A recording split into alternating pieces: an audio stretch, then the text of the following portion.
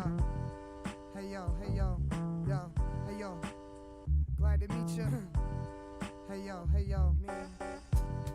Hey yo, these people got me tripping. The world's bugged out. It's like they ain't even listening to the truth being told. Disobeying all the rules and the goals. Missing all the groove in the soul. I put my blues in the poems. Never losing my hope. Making dreams on the road. Traveling throughout the globe. Make the world a better place. Every step that we take. We spreading love in every city, state, country, and town. Best to go recall the cops. Kid, we busting it out.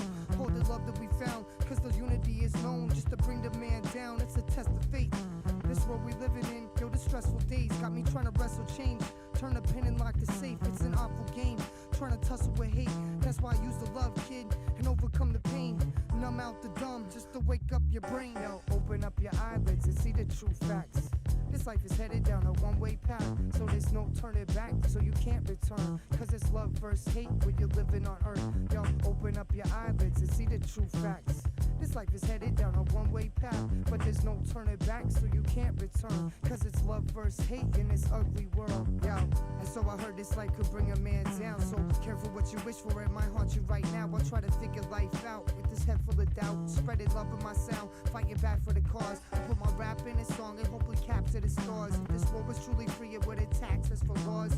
Control our food and act like they are. What happened to the positivity? You're not a facade. Too many false dreams will start to eat at your heart. Sometimes I sit and think, is there a world as evil as ours? Cause every now and then, it's like a little reoccurring thought. Trying to find myself back on Savannah Health. When I'm rhyming well, I excel. Contact clientele with the message of faith, son.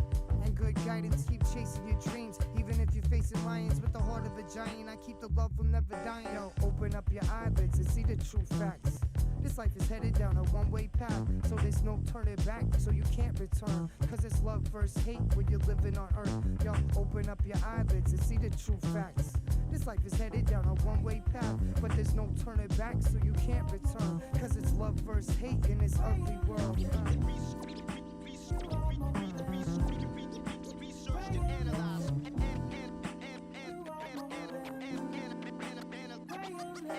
Open up your eyelids and see the true facts. Research and analyze. Open up your eyelids and see the true facts.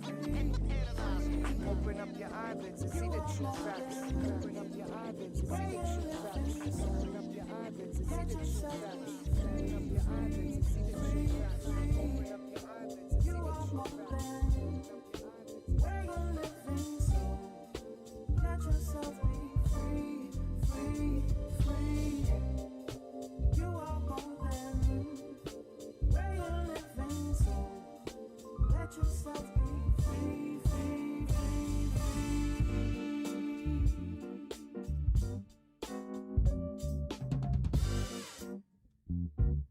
What's up? This is Lordship in the building.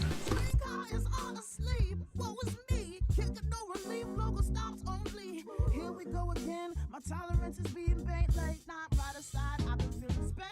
I've been getting sick, but I'm sure gotta stick with it. Cause I made a choice to commit. Doesn't matter if I spend more time on the train alone than I spend at home since I came out the womb. The 6 train has been like my second living room. And I'll be home soon. And I'll be home soon.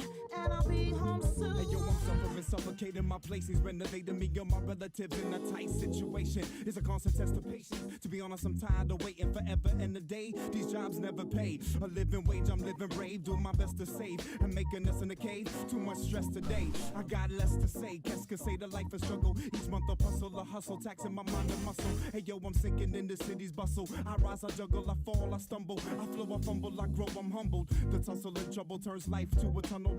We scuffle, we hurry, we scuttle. I funnel the force. Negro Cowboys. Do we know anything about Negro Cowboys? Well, there's a super thick novel about Negro Cowboys. It's called the Negro Cowboys. But lucky for us, somebody made a shorter form of the novel called The Adventures of the Negro Cowboy. And they wasn't gangster and they wasn't ghetto, but they were some real dudes. They were some real G's.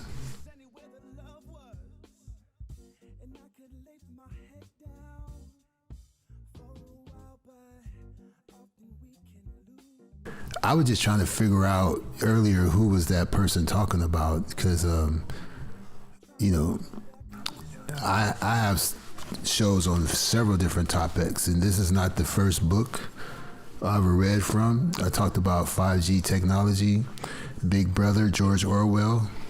I mean, you guys, not you, not my audience, but they'll be talking about it later. You know, there was the anniversary of 1984 when when Donald Trump became president. The sale of that book went up 9,000%. They was going to make it open. The copyright was about to be over, and it would have been open to anyone. But when Trump became president, the sale of the book went up, and they printed another, 7,000 or so, or more. I think 70,000. And so 1984 went back into print. So yeah, while people are talking about really perverted, foul, nasty, filthy things, making us aware of those things, those filthy, trashy things that those people do, nobody talked about 1984, George Orwell, because it's very relevant to what's going on. Nobody talks about Edward Snowden. When all these people get arrested for looting, you'll be looking at my old videos. See, the cool thing is, everything I've said and done is time-stamped and it's there. So, it's history.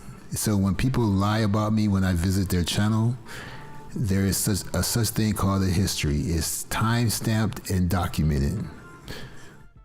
And that is the proof. No matter what somebody cry and whine about, the truth is there. I talked about cryptocurrency. I help people get cryptocurrency. I had a QR code that people can scan on my screen if they wanted to donate cryptocurrency. I told my audience how to get free cryptocurrency so they could donate to me for free, practically. Because I can help you get at least $150 or more worth of free cryptocurrency, and if you don't want it, you can cash out and just get the dollars. So who wouldn't want to hear about a free $150 or a free $300? Those videos are still up. They say all I talk about is the bonnet, Uncle Fester, but I have a video of Uncle Fester, the bonnet, saying that she don't have a problem with me. And she know what I was trying to do. But people, they insult your character. They talk about what you do because they know that their audience is not going to watch the videos. So they can lie about you because nobody's going to check to see if they're telling the truth. I don't have any videos with that guy's name in the title. You know what I'm saying? Now, I do have videos on other channels about carbonation, and on this channel, I've actually made movies from their IG Live. I made whole movies edited from their IG Live, like Escape from Carbonation and stuff like that. What's up, Shady, in the building? Now, I know you be over there in that other chat, so let me give you a wrench, because we don't be tripping over here. Let me know if you want me to take it away from you.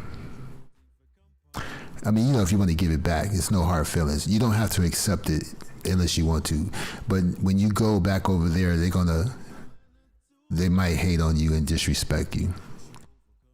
There is no audio of me calling another man some foul name on YouTube. No, I'm not calling anybody fuck niggas, pussy ass niggas, none of that, because I have a lot of adults that watch my show that don't chat in the chat room, and I would be embarrassed if my mouth was that foul. But you know, people grown so they can talk the way they want. They talk in the way that they was raised and used to. The environment, the people around them is normal. Some things is normal to people, and I respect that. And when they go into a chat room and they see a sense or hear a sense of normalcy, they're kind of normal, they feel more comfortable. You see what I'm saying? So, yeah, man. I mean, you know that they already taking screenshots, and you're gonna be blocked from the other chat room, because when you have a small channel with not many subscribers, you're gonna learn. Shady, when you get for me, it only took 600 subs. But for most people, when they get 1,000 subs, and if they want whatever that is, monetization, that's when people like them come and attack you and pick fights with you. But for me, with only 600 plus subscribers, I was already a threat. Just because I'm professional. You see what I'm saying? I don't violate people's copyrights. When you're playing the Isley Brothers and all of those people, you're violating their copyright. You're not contributing 1 cent to their royalties. I consider those people in my peer group. You know, I don't really care about major recording artists. I don't have that much sympathy for corporate music artists, but I do respect one thing, and that's their copyright. Now, when I play music in my chat room, in my show, I have some kind of connection, some kind of affiliation with every single song I play in this room. And some of these songs are actually my own published songs. But I'm not going to give much detail, because you have people like yours truly that will try to find out where you live, who you are, your government name. They would try to expose anything they can find, family, court records, anything, and exploit that. So I'm just here to say that I've made videos. First of all, can you hear my voice clearly and the music clearly? Is the music too loud? Do I need to turn the music loud, or you can down, or there's a nice balance between my voice and the music?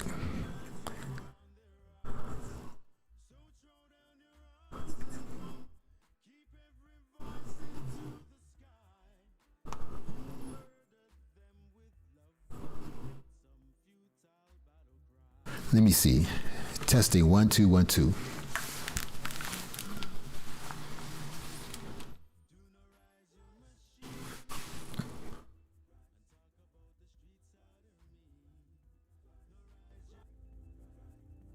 One, two, 1 2.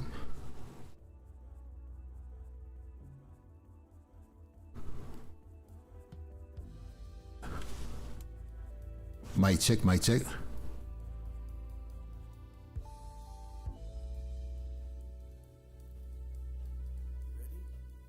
How is that? Is that better?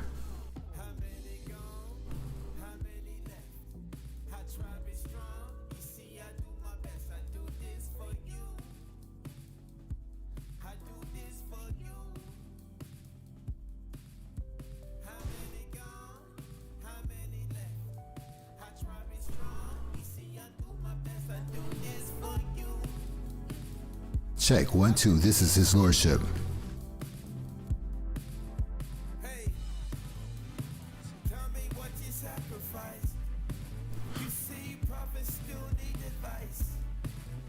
Well, like I was saying,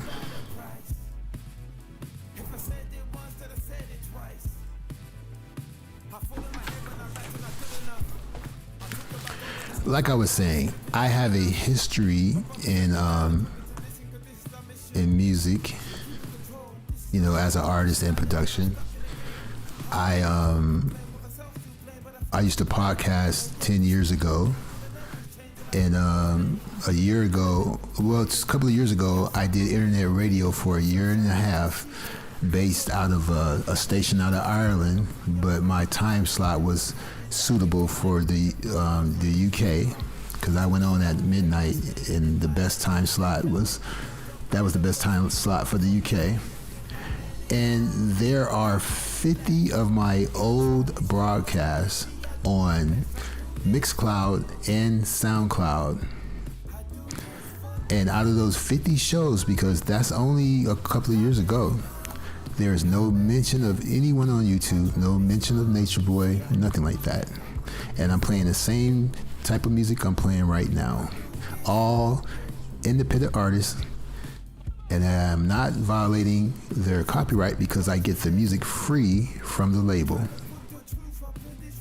And I have 20 years of their catalog, at least.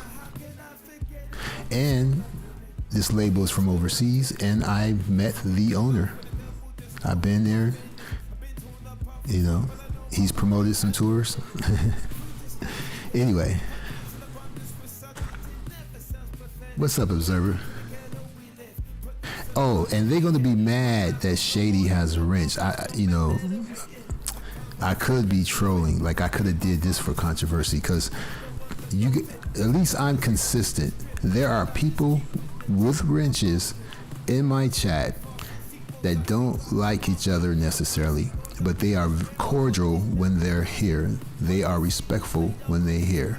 I have people that are pretty much enemies with wrenches to protect each other. And that person said, who does he rock with? Who is he protecting now? What girl is he, what lady is he protecting? That sounds kind of odd. But, there were people protecting him. He called me really disrespectful names and words. He used very vulgar language towards me. And he's not the first. There's 3 guys out here in YouTubeville that use very foul language towards me. I've never done that towards them. I've never brought up their personal history, their personal traumas, and personal, really deep personal things they had to deal with in life. They already said it themselves and was proud of it. I don't know if proud is the right word, but they did speak of it as if it was like a badge of honor. Like if you graduated from Howard or Harvard or something like that, I would expect someone to, well, my days at Harvard, or I learned it from my professor, I would expect, every now and then somebody would interject that. But when you refer to what you learned and something that, that's not really something you should be proud of, who are you trying to impress? Who are you trying to make an impression on? I'm supposed to think you really know, or you more real than most people because of what you learned there?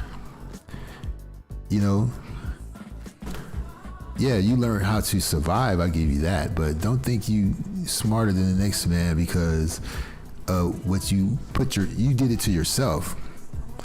And whatever you learned in there is great for in there. It has nothing to do with out here. And, I get hated on all the time. I get hated on for the weirdest shit. So when another black person hate on me on YouTube, I'm already used to it. Just like him, he said that so many people hate on him and attack him, you would just be another person attacking him. So go on and jump on the bandwagon. He used a lot of triggered and loaded words where if you say anything, you seem like you're the one tripping. But it's those little slickness, those little innuendos that trigger things that come, to make people come at him. I just wanted to know who was you talking about, because when you say I don't have to do graphics and graphics don't make my show and all that stuff, who are you referring to? I just want some more specification, because we had already squashed some video that had his name and he don't own that emoji logo, but I guess, he got offended. I don't even remember that video. I would love to see the screenshot.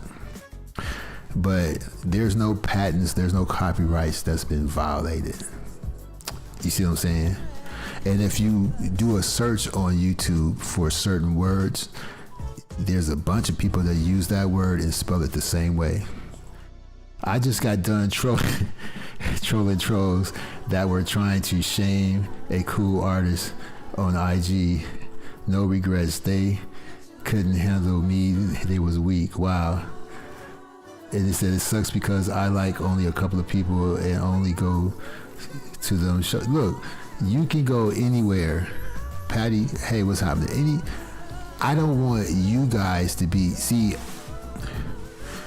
I don't want you to be hated on because you're here. I just want people to know, like, I ain't even trying to talk to dude because he unreasonable and immature, and he hates women, not only black women, but he hates women. All right. So if he gonna lie, I'm gonna lie. But there's evidence for my so-called lies. There's no evidence of me attacking Uncle Fester or the Bonnet. He probably don't know who that is, but there's no evidence of me attacking the Bonnet. But I have a video saying the Bonnet has no problem with me. And the Bonnet constantly lies on me, and as well as other people. But he likes women of that, you know, who ratchet, like who lies and set up people and hit themselves in the head and you know, like they get a restraining order and then they knock out their own teeth and call the police after they invited you over for dinner and said, you know, let's make up, and then you show up in the walkway and the police come and take you down. That's the kind of women he rolled with. He liked those kind of women, you know, the ones that sound like you know, like a Navy sailor or an old Chinese prostitute. They like that kind of language and body language. You know, I don't care if you talk about these people that's already been talked about. You're using videos that's like a year or two old. Other people already done touched on the subject, but because you don't watch other people's videos, you accuse other people of not talking about the same subject. You know, nobody's looking for you to stay current on what subjects to talk about. In that case, we do look at the big YouTubers for that, the big black ones or whatever. Let's see. Yeah, it was an artist. You know what? I like to hang out. You know, I don't see him where I hang out. Since we trying to have a battle of intellectuality, you know, that's not a word, but since we trying to have an intellectual battle of who's more intellectual, when I hang out in the Art Bell chat room, guess who I don't see? When I hang out in Linda Moulton Howe's chat room, guess who I don't see? You know what I'm saying? When I'm trolling NASA and that other guy, Eon, guess who I don't see? So I don't know what people are talking about. In my movies on Why You Tripping Off Me about carbonation and stuff, is very nice. They got more views than I have subscribers. So when you have videos with more views than subscribers, then come talk to me. Don't brag about how many subscribers and views you have when you have 6,000 plus subscribers, but only a few people in the chat room and only a few comments. Let's say you do have, at the end of the day, because you're only going to have 100 or so in the chat room, but when the video goes off, all of a sudden magically it's 1.5 thousand views. Magically. But then it's only 3 or 4 comments, and it's the people with the fringes that act like they're your relative. I swear, the people with the wrenches and stuff, they got to be like friends and relatives that he knows before YouTube, like offline, like he actually knows these people offline. and told him to support the show, watch the show, and he gave him wrenches and stuff like that, because it'd be the same people commenting, saying the same thing.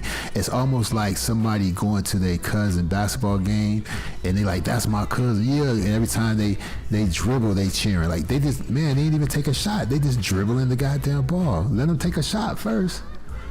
And then when they missed the shot, oh, that's all right, you know what I'm saying, you gonna get it, you know, that's all right. You was like, you know what I'm saying, you got distracted. But you never see them say pass the ball. They say it's shoot, shoot, shoot. So yeah, man, yeah, it was on the artist I follow years on YouTube, and I think I read that.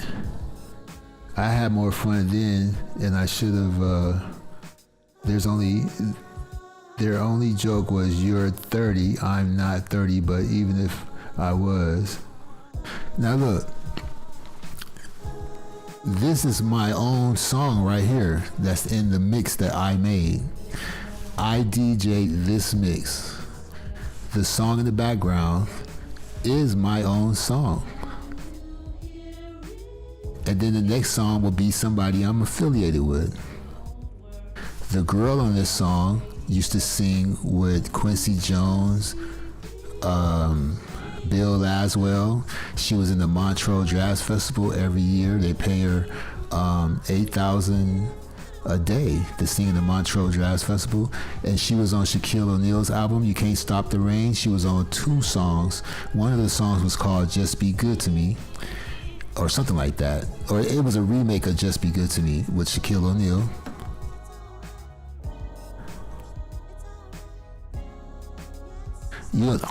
Look, Shady, you ain't gotta play. I mean, go ahead. They ain't gonna believe you, Shady. The way these YouTubers act, just for being in my room, you already gonna get timed out and stuff over there. And I gave you a wrench just so to make sure they're gonna mess with you when you go back over there. So my bad. You're gonna have to let that one slide. I'm using you to troll, Shady.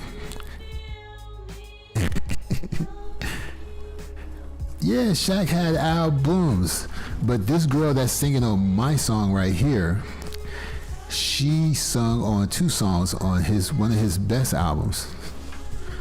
You know, just be good to me, I don't care about those other. Yeah. So look, Shady, their logic is, if you do business with someone, you rock with that person.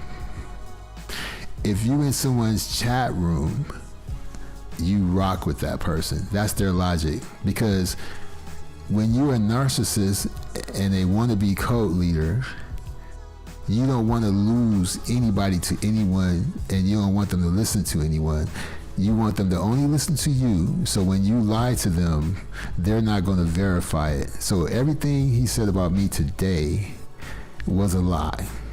So all they got to do is check my videos on my channels. You can check here, and you can check Why You Tripping Off Me. And you can, this is one of my vanity channels. This is my troll account, but he's gonna measure his real account against my troll account. This is a throwaway channel. I've been trying to get flagged. I've been trying to get my channel taken down. I've been trying to get people to hate on me. And I'm so nice that it doesn't happen. There's no videos of me. See, he said all I do is make videos about Uncle Fester, the Bonnet, and stuff like that. Well, there's no video of me cussing the Bonnet out and calling her all kind of names that you shouldn't use towards a lady. And there's no video of me kicking her off my panel. You know, even when Mojo was on my panel, and it was the first time she's been on anybody panel, Mojo turned the party out, and she said things about other people, and all I did was go into a commercial like, thank you for watching Lordship show. Lordship, you know, is not responsible for what things people say, and everybody had a sense of humor. Everybody, you know what I'm saying? So, wow, Kobe had Tyra Banks on this album, but that was his girl though. I will have to go to Google and Shaq's album. Yeah, and look up the girl, Blue Eyes. She was on that album. Let's see. Luckily for Kobe, rap music got worse. Oh yeah, if he came back, well, I wasn't trying to be funny. For a second, I forgot he's no longer with us. Yeah, Mojo was epic that night. See, some of my lives have disappeared, but they haven't been flagged. It's just that I don't know what's going on. But I'm sure it's on my video list.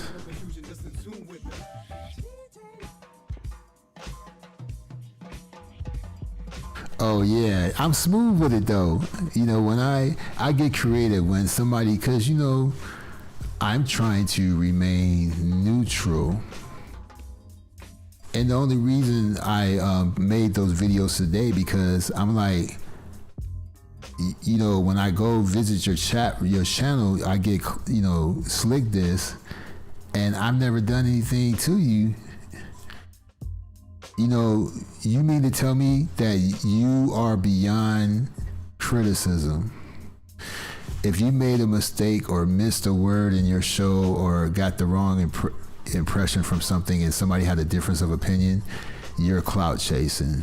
If you, in order to address someone, you put their name in the title, so you're clout chasing. So I didn't do that. You see what I'm saying? If you don't have as many followers as that person and you do anything towards that person, just show up, you're clout chasing. So I don't want to call him feminine, but the way he speaks, there's no way you can win. There's no way that you can. It's like a shield he put up to block criticism, but he can talk about anybody else and say anything about anyone, and it's cool. But if somebody say anything towards him, oh, you don't like me, just like the bonnet says, you hate me. Ain't nobody gonna gain fans and views from saying your name. As a matter of fact, I don't have enough subscribers to benefit from using your name in the title. You see what I'm saying?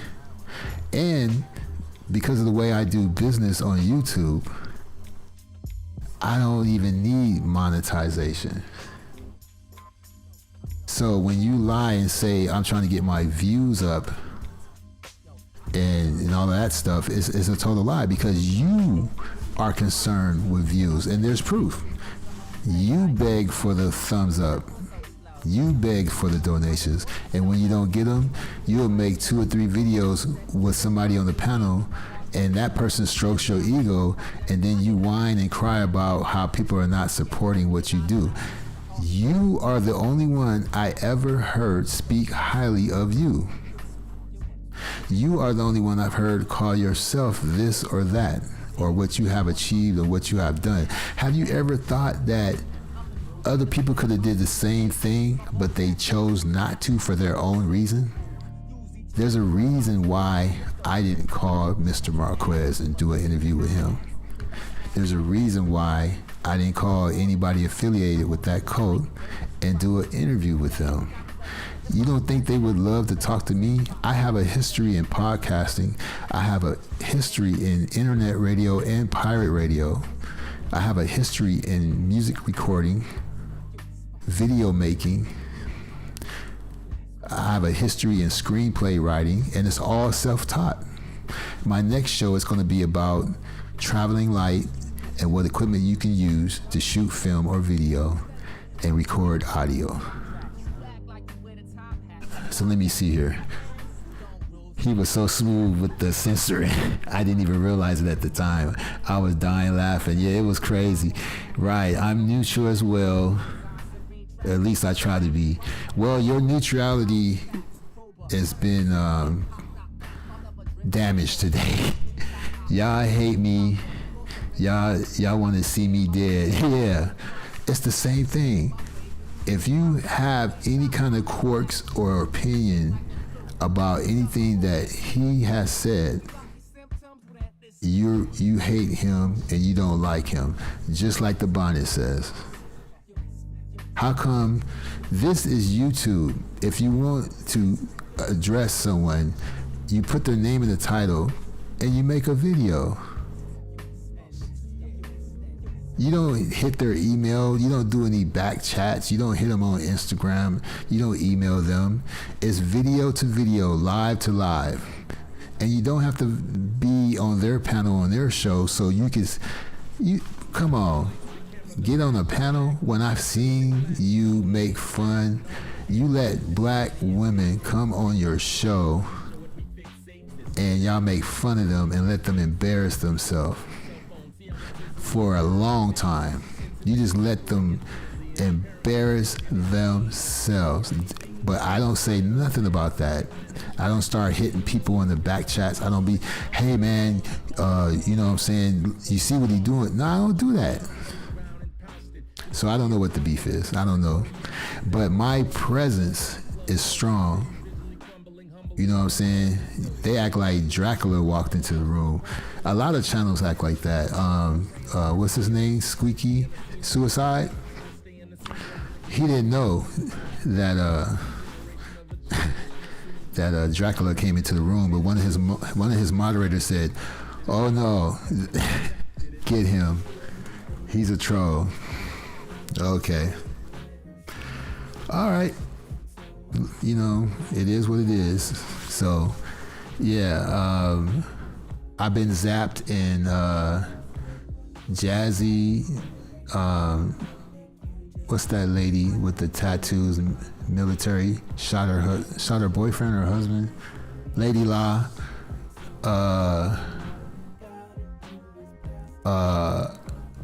And then the other guy, WN.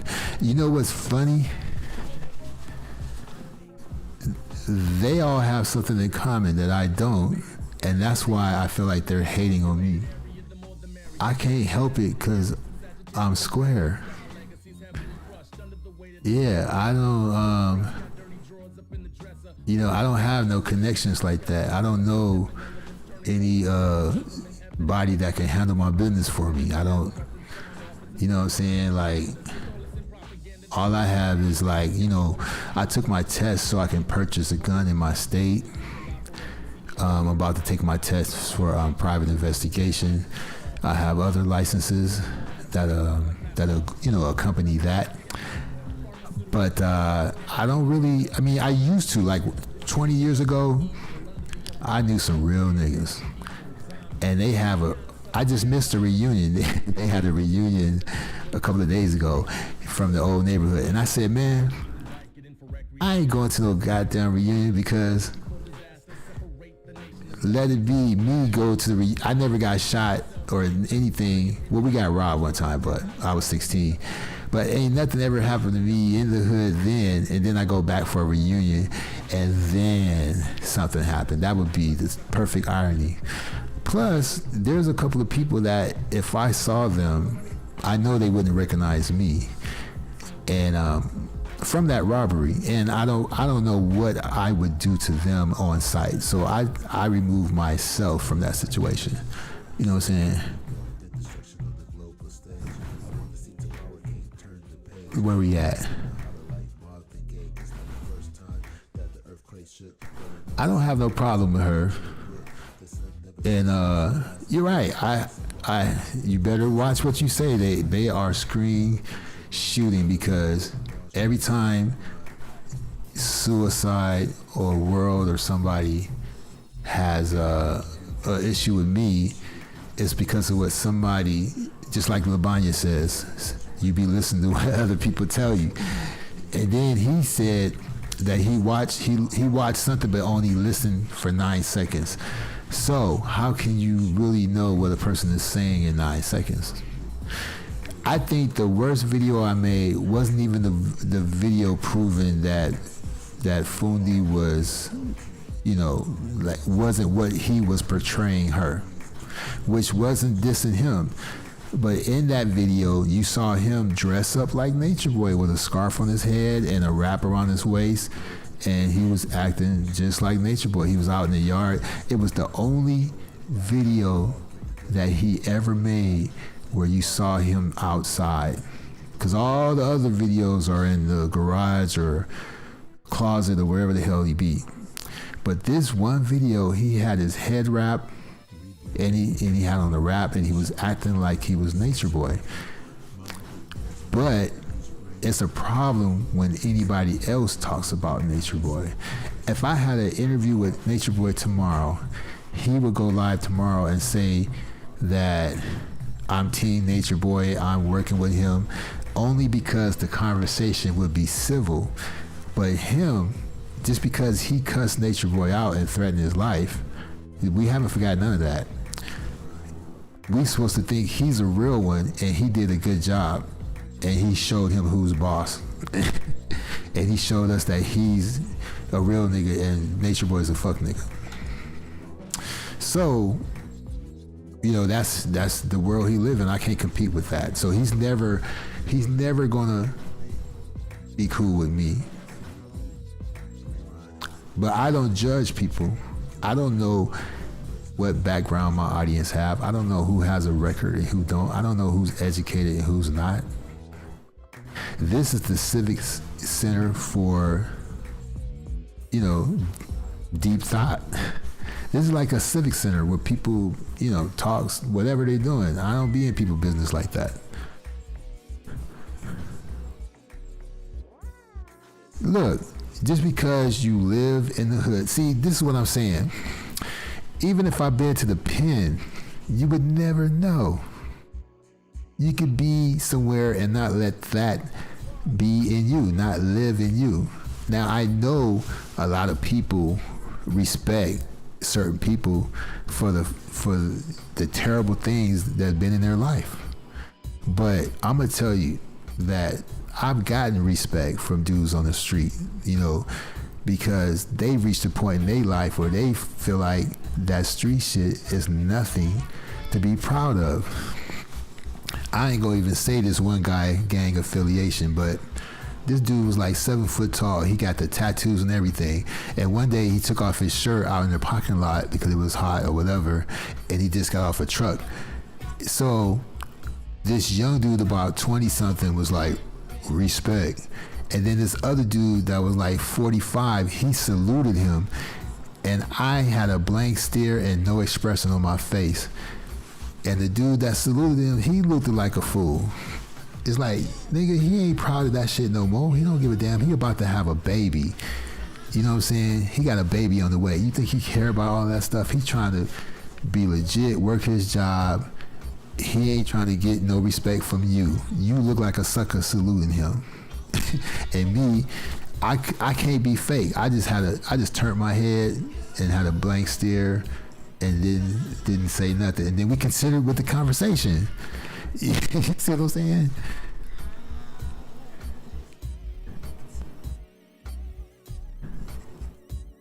Yeah, I'm not, if you're not cussing him out, you working with him or you agree with what he's doing. He's living a Karma Sutra lifestyle. I advise the other guy to read the book, and then you'll know what he's doing. You can predict his next move. It's a 7-chapter book. He's living a Karma Sutra lifestyle. Yeah, you just never know when she gonna pop up. But yeah, everybody in the hood don't act hood-ish. There was a girl in my projects that went to the best high school in the city. She went to charm school because she knew she was gonna need the trajectory that she was going and where she wanted to go and where she wanted to be. She knew she needed to have more class, so she went to charm school. This sister, you know, people probably thought she was corny, but when she took her prom picture, she had a parasol. You know what I'm saying? And this was a well-melanated sister, and her mother had instilled values in her that were so deep and so strong that she trusted me to visit. And they did not have a chaperone. Her mother was upstairs, her brother was upstairs, and she knew her daughter wasn't going to do nothing crazy. okay? And there was another girl who, there were a couple of girls in my projects. One, I had a relationship with her through a window because her parents wouldn't trust her outside, so they had a big old curtain blocking the window, a red velvet curtain, and our whole relationship was through a window. And another girl, our relationship was through an iron door. But I was a player, I didn't care. But yeah, I managed not to get any girl pregnant in my neighborhood.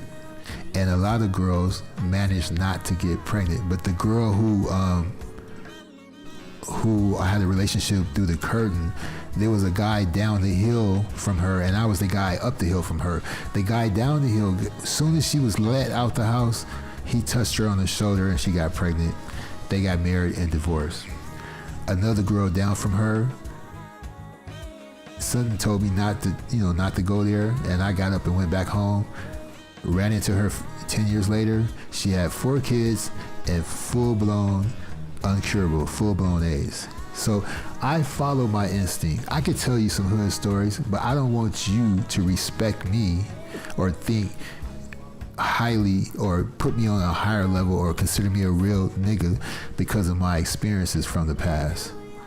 I want my achievements and how I carry myself now and how I've conducted myself in the past few years, my volunteer work, my mentor work, my teachings, and what I do and what I haven't done. Let the record show there is no video or text evidence of me ever speaking foul to a sister or any lady online. You see what I'm saying? Yeah, Star was spilling the beans. I got to go back and watch some more of that. I'm surprised I didn't do a video, but if I do when they do a video, it's okay because they interview the whole family, cousin, distant relatives, Uber driver.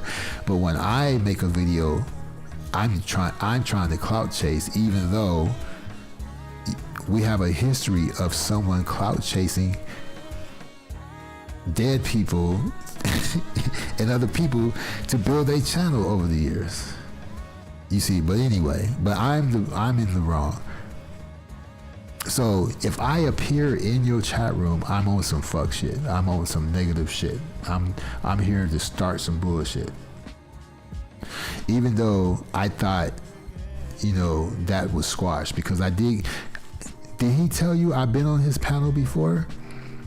If he wants to expose me, play the video of me on the panel when I said I was just trolling. He act like I think he got his people to believe I've never been on his panel before, and I have. He said I've been on everybody's panels but his. That is a lie. And if I was clout chasing, wouldn't I make a copy of that video and put it on all my channels? Because he's a big YouTuber. He's only a small YouTuber when he's talking shit about people like me. But when he ain't talking about people like me, smaller YouTubers, trust me, he considers himself, his ego is amazing. And all I said in the chat room is, what's your problem with me? Because I thought, like he said, I thought we was past that. So what's your problem with me? I don't know all the rules. You mean that if you're a smaller YouTuber, you cannot hang out in other people's chat rooms. And if somebody has beef, you got to pick a chat room to hang out in. You got to pick sides. Well, everybody who have beef with each other hangs out in my chat room. So you can't say that I rock with anyone. I'm cool with everyone.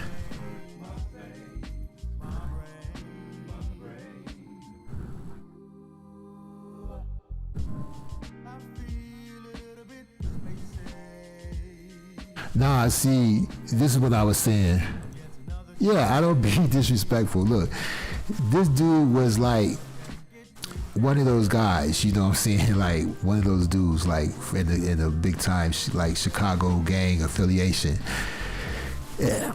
And he took his shirt off out in the parking lot, and the dude that was in his 20s, he was like, respect, right? When he saw the tattoos, this grown ass man who was 45 he saluted like a soldier, and I'm like, damn, what's that all about? And at this point in that guy's life, he was probably maybe in his late 20s, early 30s. He has a baby on the way. He could give a damn about a gang affiliation. He's probably forgot about the tattoos on his body. You see what I'm saying? So he couldn't be mad at me for my reaction because I was older than all of them. You see what I'm saying? My reaction was a non-reaction.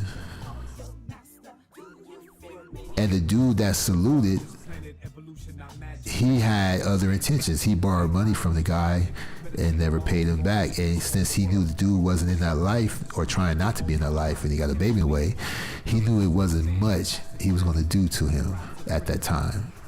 You see what I'm saying? What's the math say? The language of the universe is never passe. Technophobia, digital dystopia, universe. Yeah, one time, I will call security quick. One time I actually shut down the show because somebody pulled a virtual pistol in the chat room, a virtual one. That's the way I want to metaphorically describe it. You see what I'm saying? You know, he talks about people arguing online and all they like to do is argue and beef online. But there's a whole bunch of videos of you arguing and beefing online. And when somebody makes a note of it, they ain't shit. Nobody, when you talk about, let's say, he said when you talk about the important stuff, nobody mentions it. Because, it's important. And it's been said already, but it's important. And it's like, we have to do research to see if you made any mistakes. But on your last couple of lives, you did make a few mistakes. And when I made a video, I guess your people told you. I mean, it was just a little snafu. You can't ignore words in other languages. You can't ignore words in a sentence because you might miss what the whole thing is about. Of course, you didn't know what a fishing net. They don't call fish nets.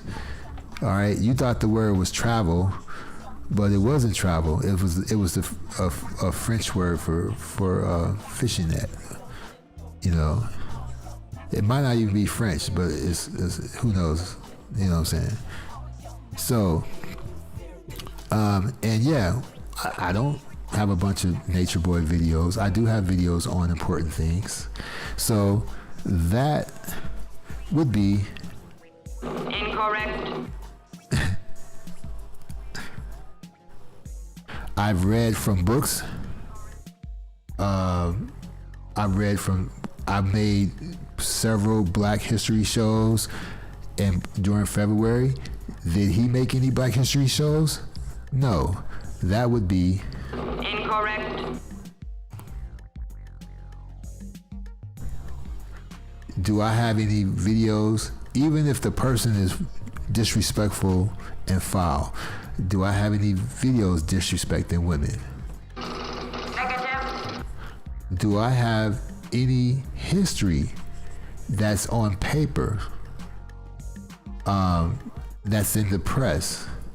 Are there any videos of other people saying that I physically did something to a female?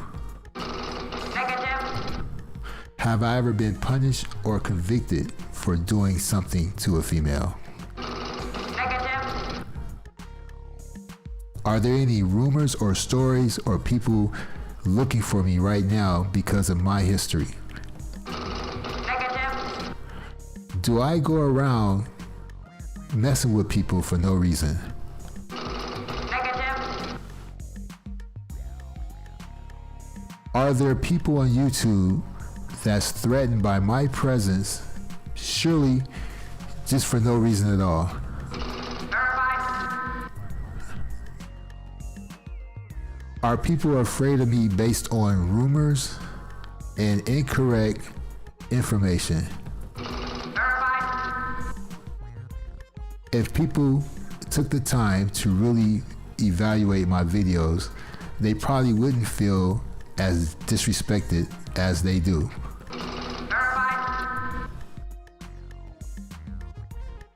The only big video I ever done about that dude, at the end of the video, it wasn't disrespectful. And at the end of the video, I said, after learning everything that I have learned, I'm going to leave that guy alone because he has enough problems. And he was correct. He do not need another person messing with him. And that's facts.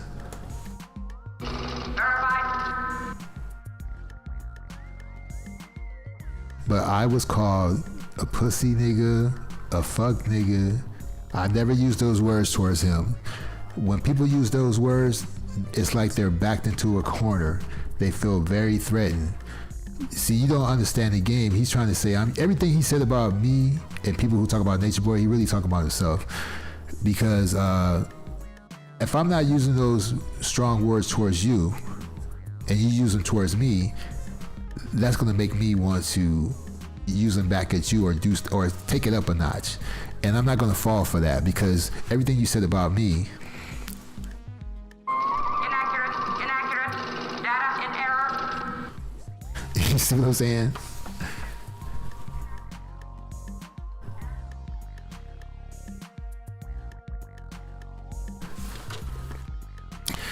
Yeah, man. Shady in the house, man. When you take your OBS studio class, I'll show you how I do that. Yeah.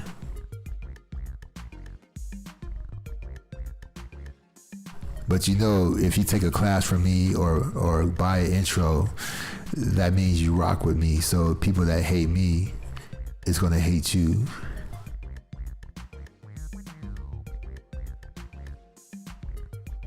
Let's ask the computer, is that true? Affirmative.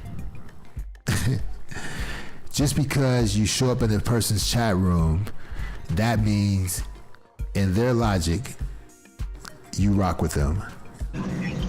Affirmative.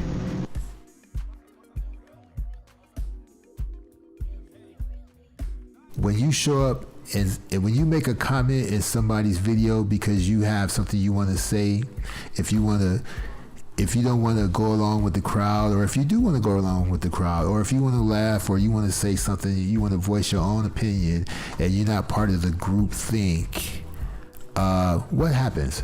Automatic defense procedures initiated. You see what I'm saying? The automatic defense is initiated. What can you do?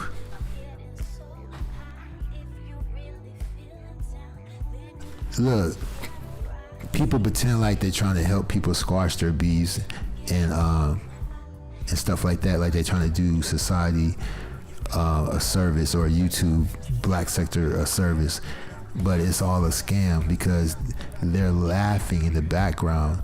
They're getting paid or whatever to let you embarrass yourself on their platform. So I'm not going to blame him totally on that, but I see the setup, and I've already been on that panel once, and I said, I was just fucking with you, and he said, cool, whatever, why do I got to get back on the panel for some stuff that I thought we was already past? Now, nobody's above reproach. Every argument, all kind of stuff, I make a video. If Jazzy threatens world, I'm going to take that clip and play it on my show because that's black sector news. I've got everybody down to Mama Wanda making threats on different channels. I got everybody. I take the clips, and what does it says breaking news. It don't say, look at this fuck nigga here. Look at this bullshit. Look at this. No, it says breaking news, and I play the clip. I don't call him out his name. I don't call him no punk. For the record, if you don't know, he is a real one. That's why I would never mess with him. He said, if you check my resume, if you look me up, you might not like what you see, or you realize that I'm for real. And I want you to know that Marquise is for real. He's for real. He's a real one. If you roll up on him and you the police, he is not going to pull over. He going to give you the middle finger and keep going. Okay? He's a real one. You got something he won't, you better be prepared to give it up. I am not messing with him.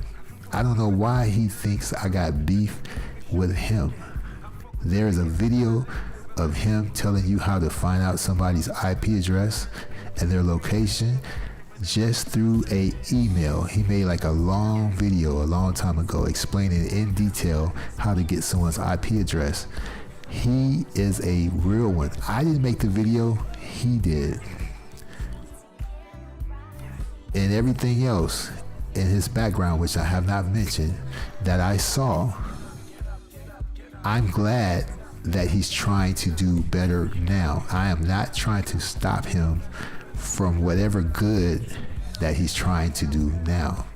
If I was trying to stop him, or if I was jealous of him or whatever, he would be stopped just like the other people was stopped.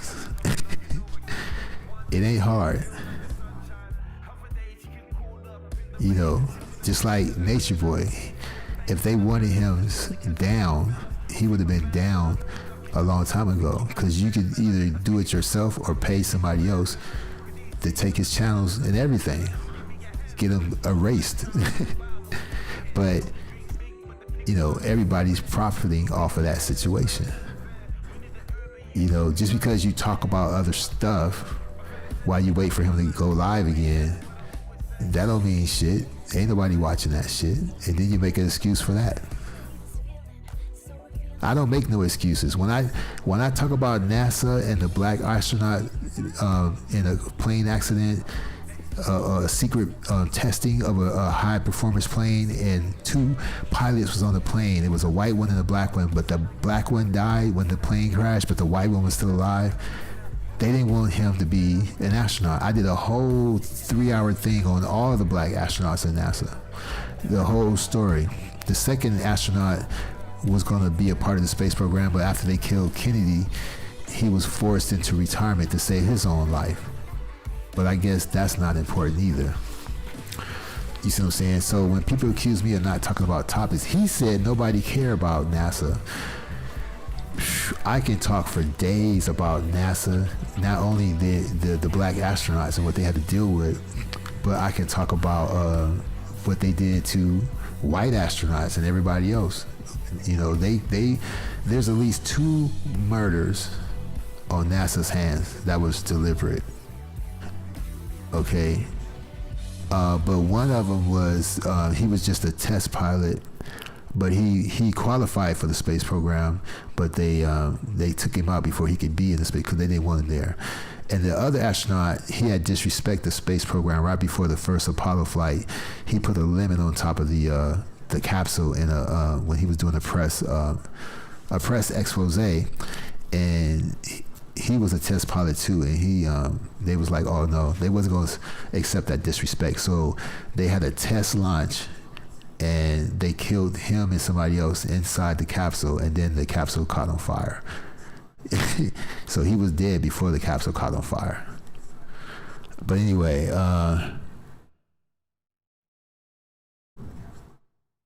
the YouTube Bobby and Whitney drama. Who's Bobby and Whitney? Oh, I get it. Well, if I do that, I'm cloud chasing.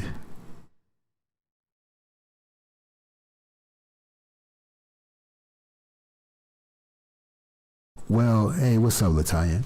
See,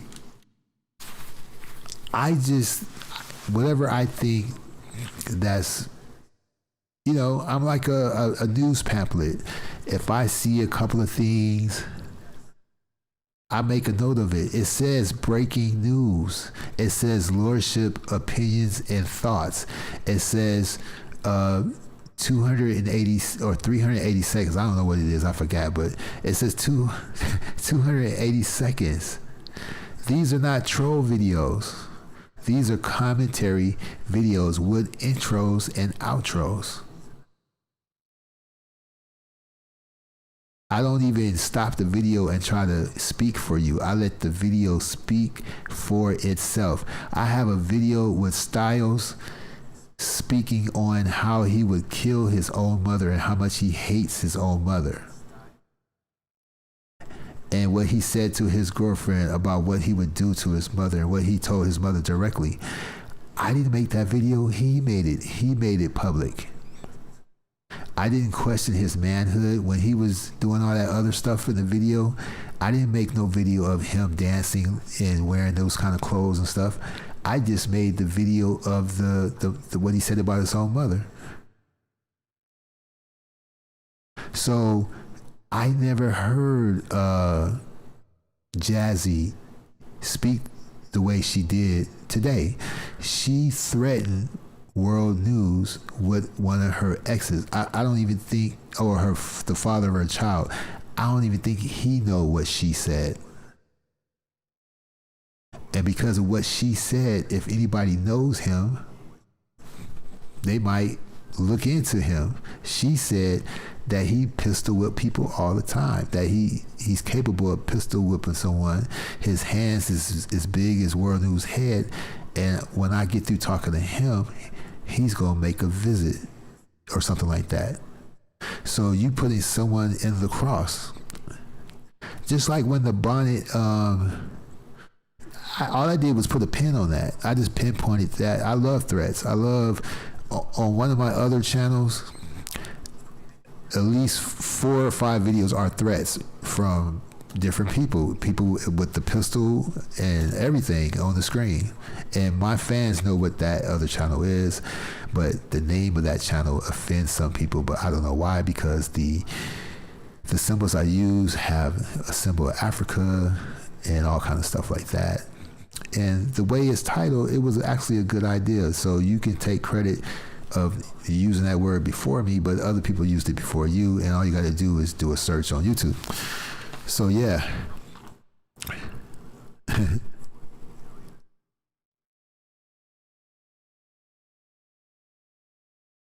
So he went to Nevada. Oh yeah, well look, I actually leave the house and go out on the street and shoot video. Last night I shot a band outside, performing outside, and it was a man with a guitar and a sound system. And then I filmed some fire dancers, but I didn't have the 360 camera on. I only had the regular camera on. So all you could see was the sky. I was pissed. All you could see was the sky. I didn't have it. So you got to check your equipment before you hit record. But yeah, for the record, my other channel is Blade Runner, and I'm outside. I'm all over different cities, different areas. So this person, they should have checked my resume before they said all those lies. Now they make themselves look stupid. If you don't watch my weak ass channel, my little punk ass fuck nigga channel, why would you risk looking stupid by making accusations about a channel you know nothing of?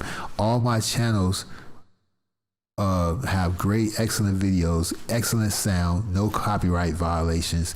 80% of the music on my channels, in my shows, in my videos, on my live show, 80% is my own production, my own sound from my own studio. And then 20% is from affiliated independent artists. Now, everybody can't say that. I want to represent Black excellence in Black professional broadcasting, or just human professional broadcasting. So I help other people be professional. I do whatever I can to help other people be professional. But, I guess that ain't cool. That ain't hip. But if I'm cussing people out, then I'm real. You see what I'm saying? I ain't never doxed nobody. I ain't never showed their family. even if we don't get along or we got some kind of fake YouTube beef, I ain't showed no court papers, no arrest papers, no mug shots. If I made a funny picture with your face, shit, you could take that on the cheek. You know, you put yourself out there, just take it on the cheek. That ain't shit. Shit, I mean, there's no such thing as bad publicity.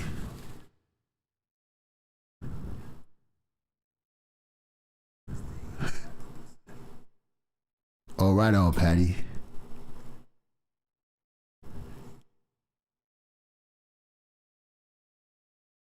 Well, they do have some slow ones, and they have some ones that stay upright. But you know what's funny is the Segway. You know why the Segway stocks went down and the popularity of Segways went down? It's because the owner of Segway killed himself on the Segway. He went off a cliff. But the electric unicycles are really cool. There are so many black people and other people that ride the electric unicycle, but the black people seem very obsessed. They would own at least 4 to 16 unicycles. I'm like, where are you getting the money? You mean to tell me that all of you people are on military disability or something? Where are they getting the money? This one lady, you got it, Patty. I don't know if you see my channel, but this lady named V, she didn't even get any protection, no protective gear until she shattered her wrist. And then the gear that she bought was wrong, so she got 3rd-degree burns on her knees. And then she had an accident at a very slow speed going from grass to sidewalk. And her helmet, she had on the wrong kind of helmet and gave herself whiplash. She's been, like she said herself, she's been a testing dummy for electric unicycles. And she has a need for speed. She kept getting faster and faster. I'm happy with the InMotion V8 that I have. And my top speed has been 26 miles per hour, but you ain't supposed to go that fast. So I get a warning at 20 miles per hour and I keep it. But for anybody who gets the same vehicle, unless they get a special app, they wouldn't be able to go faster than 16 miles per hour without getting some kind of alarm or what is called a kickback. But when you ignore the beep, that's when it gets really interesting, because people have broken their collarbone and dislocated their arms and stuff like that. That would be you too. Look, it is dangerous to ride electric unicycles, but once you get so many miles in and so many hours in, it becomes an extension of your body. Like, you don't even realize, you don't even look down anymore. It becomes a part of your body that you can detach, and you will be more used to riding on that than walking. It's a beautiful thing. I'm telling you, it's cool. I would even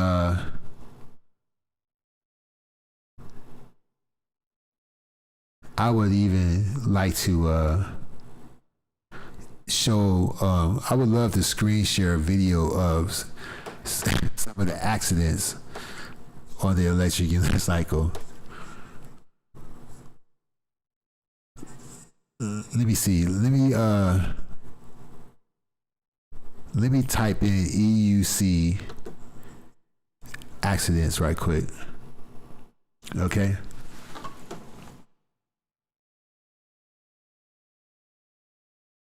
So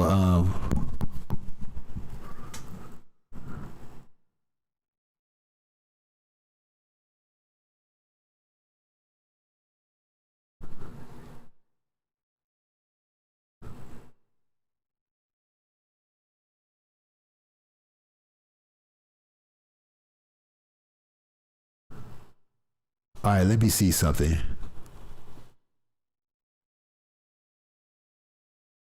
You've seen a few people falling down. That's an understatement.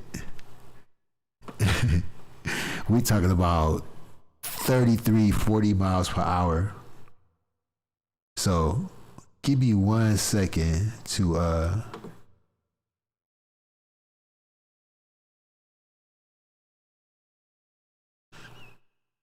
Yeah, give me 1 second to pop this up. Because I'm done with that other subject. So I know that, if he ain't tripping, I ain't tripping. If he tripping, then I'm tripping. But he never explained what his issue is with me, so.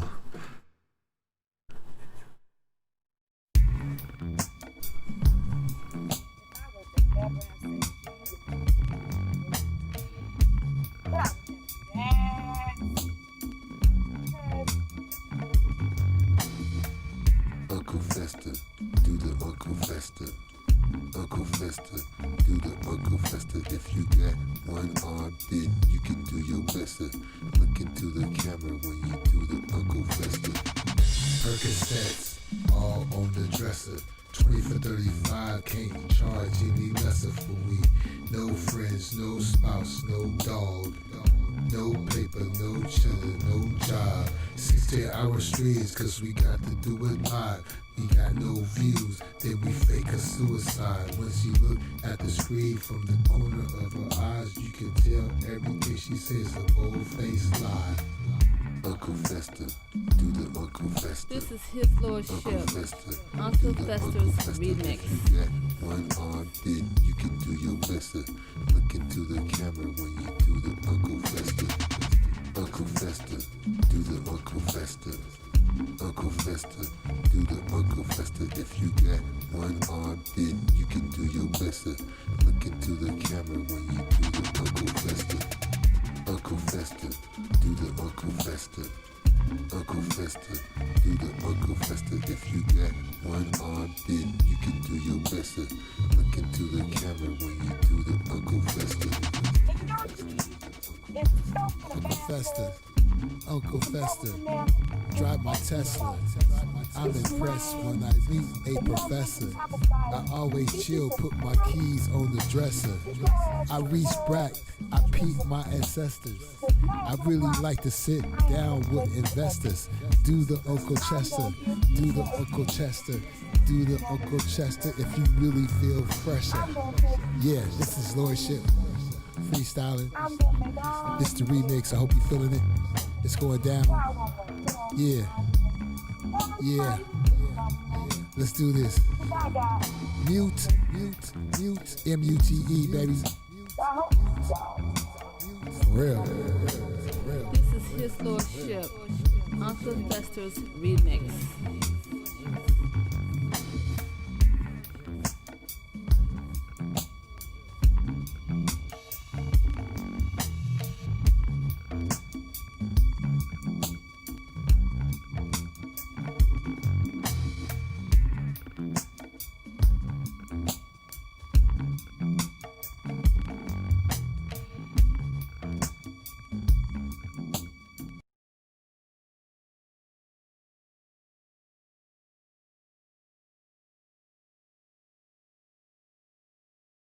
Tout le monde, bienvenue sur la chaîne de Bulbon et aujourd'hui nous allons parler d'une question qui n'est pas moindre, qui est celle de chute sur Jérôme. En effet, comme moi, vous avez dû regarder au moins une fois dans votre vie une compilation de vidéos de crash de voitures, vélos, motos, etc. Cela ne sert pas seulement de se moquer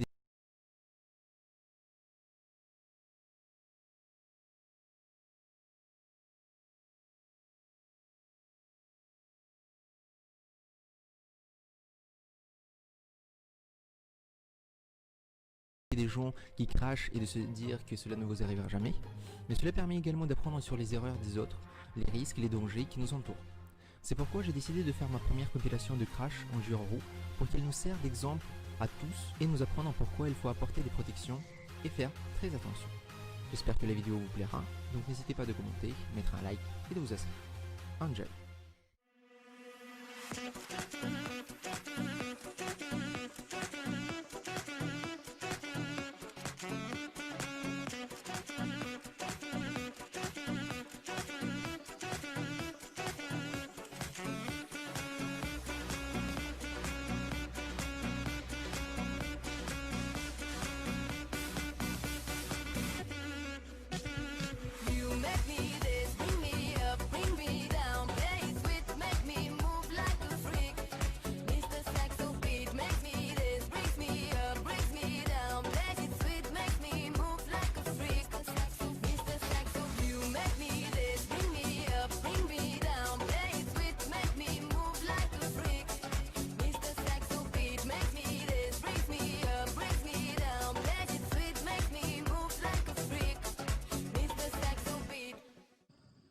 practicing turning a little bit here and there. Ooh, big bump, big bump, big bump. Oh. And there it goes. So I just hop off and I shut the stupid alarm off. That bump threw me off. That was a pretty good bump. Look at the size of this damn bump I hit.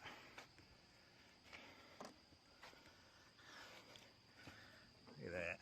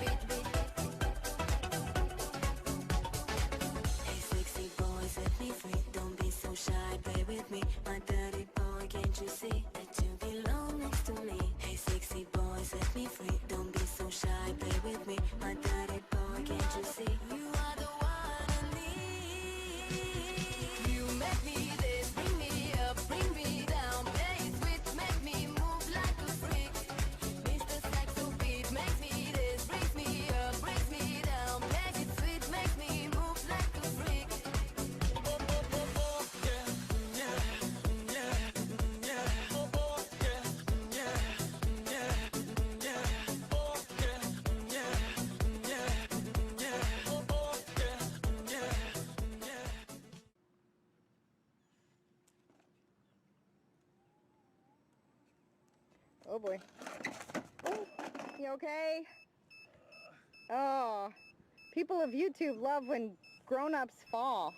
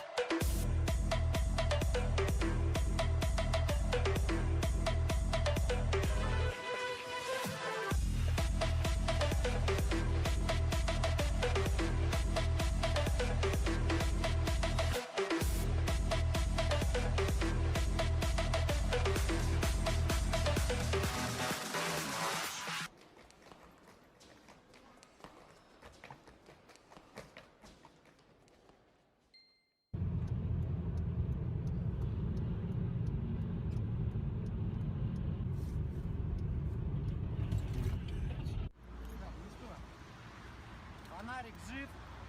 Фонарик жив. На коленях наметилось место, где нужно пришивать защиту.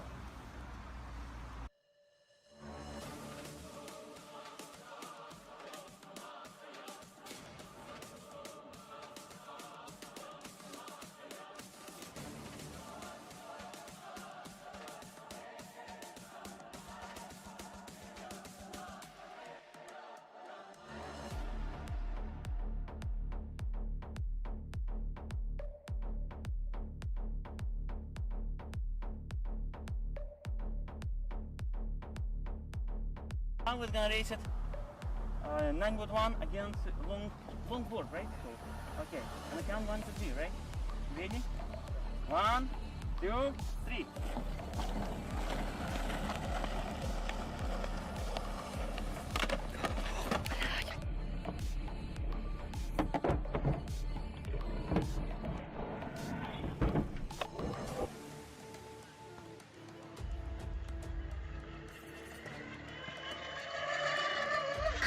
Wow!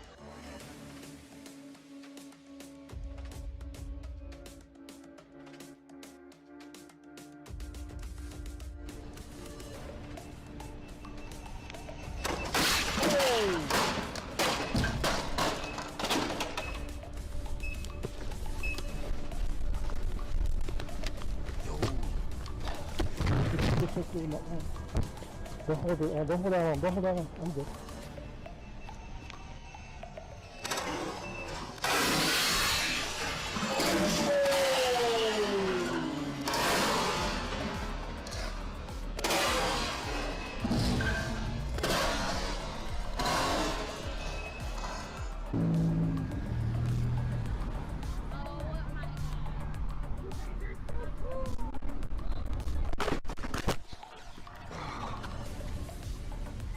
Shut off. It shut off. It shut right off on me. My collarbone. I mean, looking right here. I don't know what's going on, but it fucking hurts.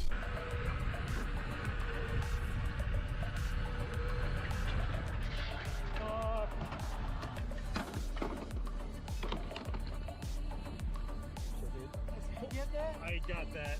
Let's pull over to the side. You good? Yeah. I think we're gonna do this.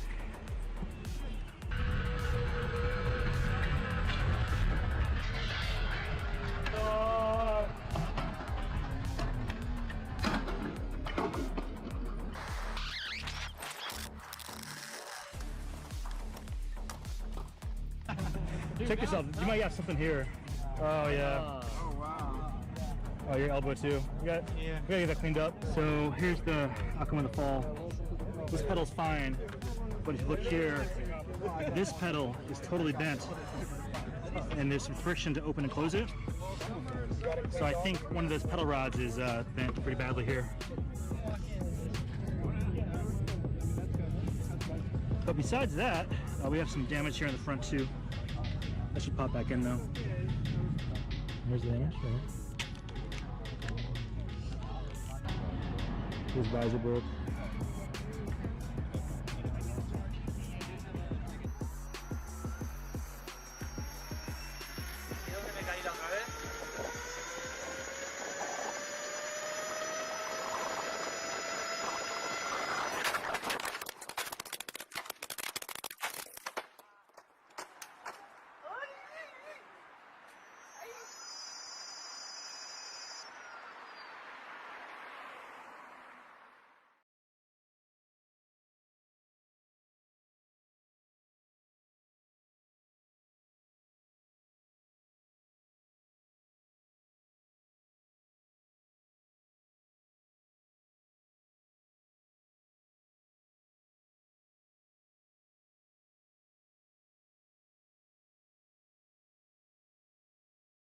Yeah. That's crazy. That is crazy.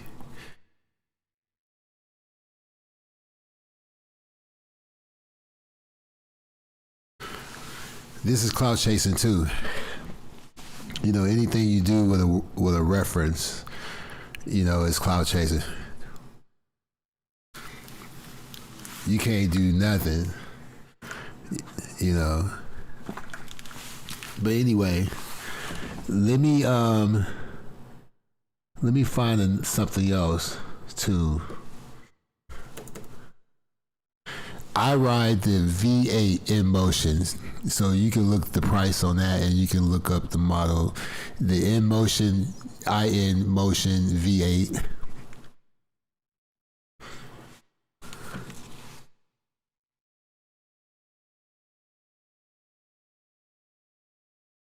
It's probably $50 cheaper now than what I paid for it, because you know, they have a couple of more models that are, you know, more battery, more longer distance and faster, but it ain't that much of a difference. And I actually like how the V8 was built.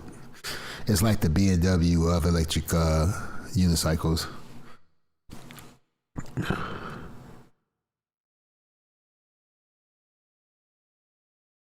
So I'm looking up V because V is very interesting. Recently, she got a really fast one called the Veteran Sherman. Because, you know, I've been accused of trying to be non-black because I ride one.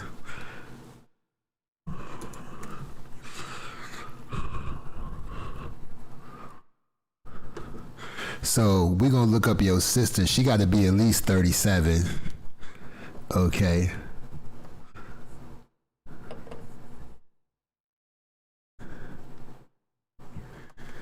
And but I wonder if she got rid of the video. She just broke her ankle recently, but I want you to see her safety vehicle. I mean, her safety video. She got hit by a car on her. She has 16 wheels. Some of these wheels cost $2,000 and $3,000.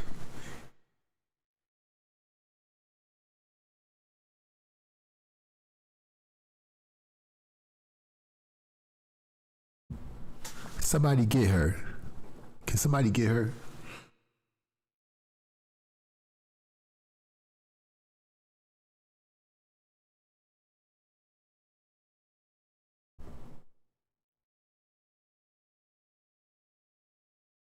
I mean, she has a whole catalog. There's a video of when she first started where she was like really like really green to it, really new. You know, it was all innocent. And then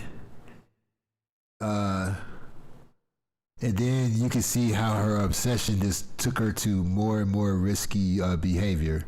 So I think Patty, you would probably could relate to this. This would be Patty.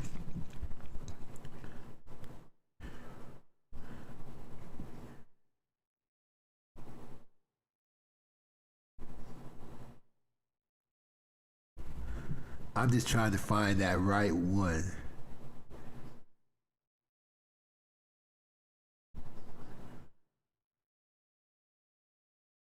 And where's the safety one? You know, gear. I need the one on gear. Okay, the other search is within the search, right? I'm gonna type in gear. Oh, here we go. Riding gear mishaps. Uh-oh.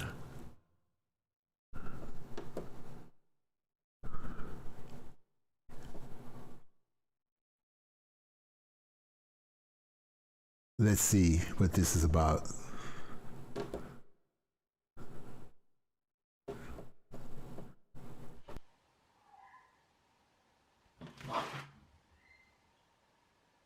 Yeah, this is the one. Let me see if I can fix the background.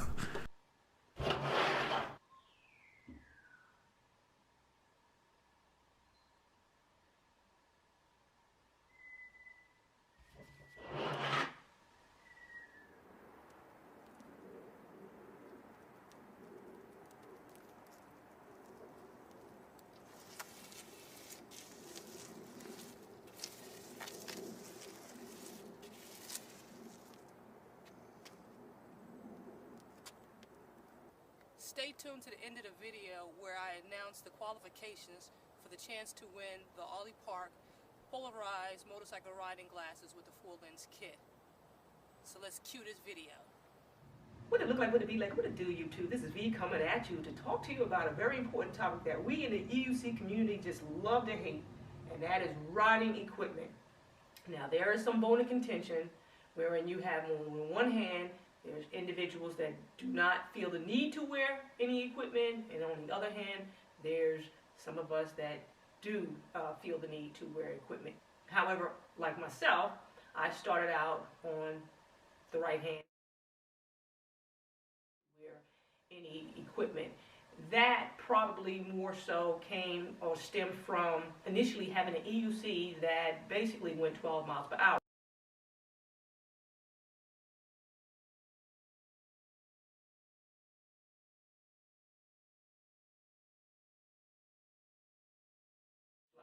So initially I did not feel the need Sorry about that. to wear a helmet. Once I got acclimated, Let me rewind a little bit.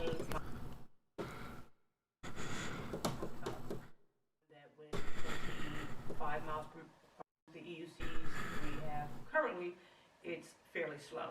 So initially I did not feel the need to wear a helmet. Once I got acclimated to riding my 12 miles per hour EUC, I bumped up to one that went 25 miles per hour. Because I started out without riding gear, I felt invincible, if you will.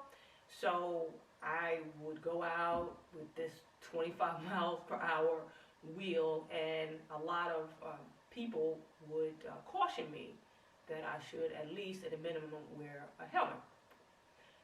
Again, I failed to take heed, and once I got comfortable with the 25 mile per hour, put it like this, once I got comfortable with my Kingston 16S, I wound up teaching myself some tricks, and true to form, went out without any equipment and shattered my wrist. So that was basically a learning experience for me. So after I was on the mend, I sort of kind of was still hard-headed with wearing equipment, but slowly but surely I gravitated towards wrist guards. So initially what I wound up getting, I got these from these wrist guards, and they served me well, these DBX wrist guards from Dick's. I wound up getting these DBX wrist guards from Dick's. Now, as you can see, and I will embed a picture of a close-up shot of these wrist guards. They have sustained some wear and some slight damage because I am quite the, how should I say, the test dummy when it comes down to trying out new equipment.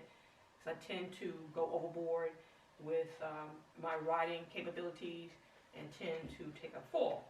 However, I've not, to be honest with you, I've not had any major issues with these. They've served me well. However, I wound up bumping up to the flex meter. These basically provide more of a support for my wrist and forearm. They go fairly high on my forearm, which I find a little restrictive, but nonetheless, it hands down, my wrists are not going to fracture from anything. I mean, what can I say? Now, however, I will say this much.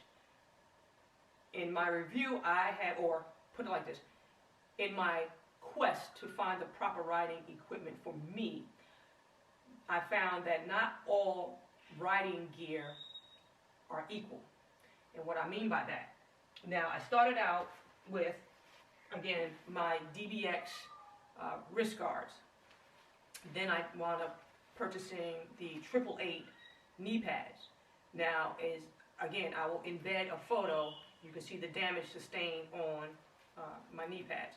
Now, I found in wearing knee pads such as these, they do not afford you the protection you think you need if you ride fast and on asphalt and or concrete. Now, dirt paths and things of that nature where you have soft, well, dirt is softer than cement is what I mean by that. But when you're riding on dirt paths, sand, or whatever the case may be, I can see these working out. But for asphalt and concrete and riding at high speeds, I basically, with these, wound up getting a third-degree burn, and I didn't even realize it was a burn until I went to the doctor and found out that I had a third-degree burn wearing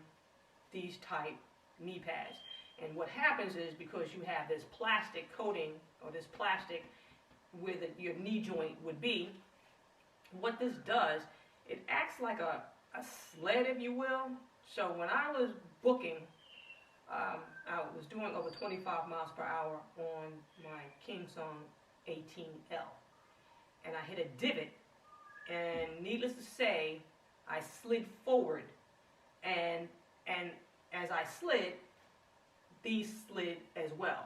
So once these slid off my knee had no protection whatsoever, so I sustained a third-degree burn on my knee with these. So what I wound up doing after that, I wound up purchasing Elite knee guards. And these, hands down, provide a better protection because it's a lot more to cover. And then you strap them on your basically above your knee and your shin.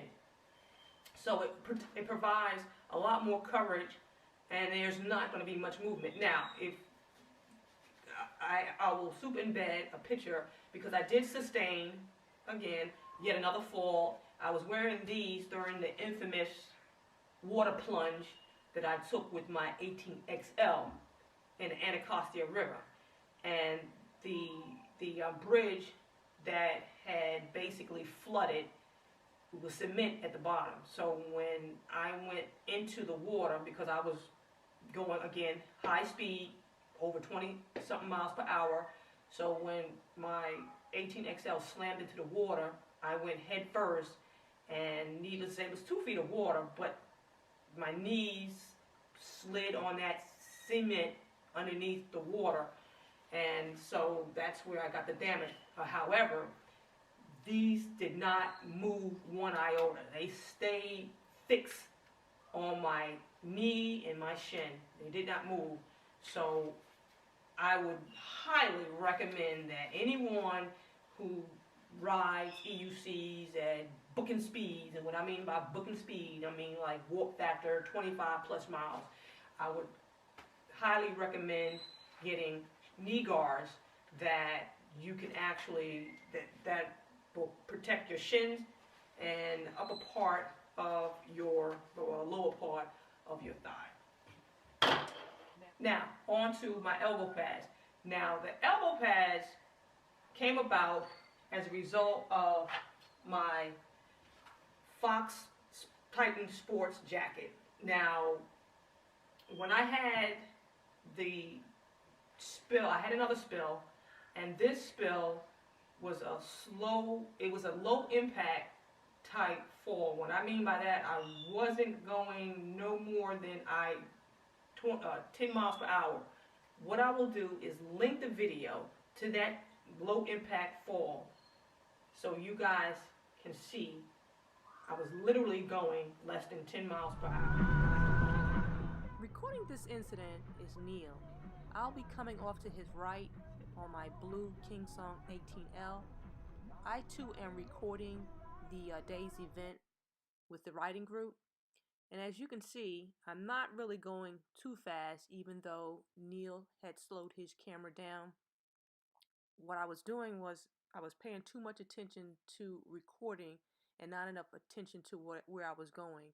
And right here is where I actually hit the gap in between the sod and the cement walkway leading into the park.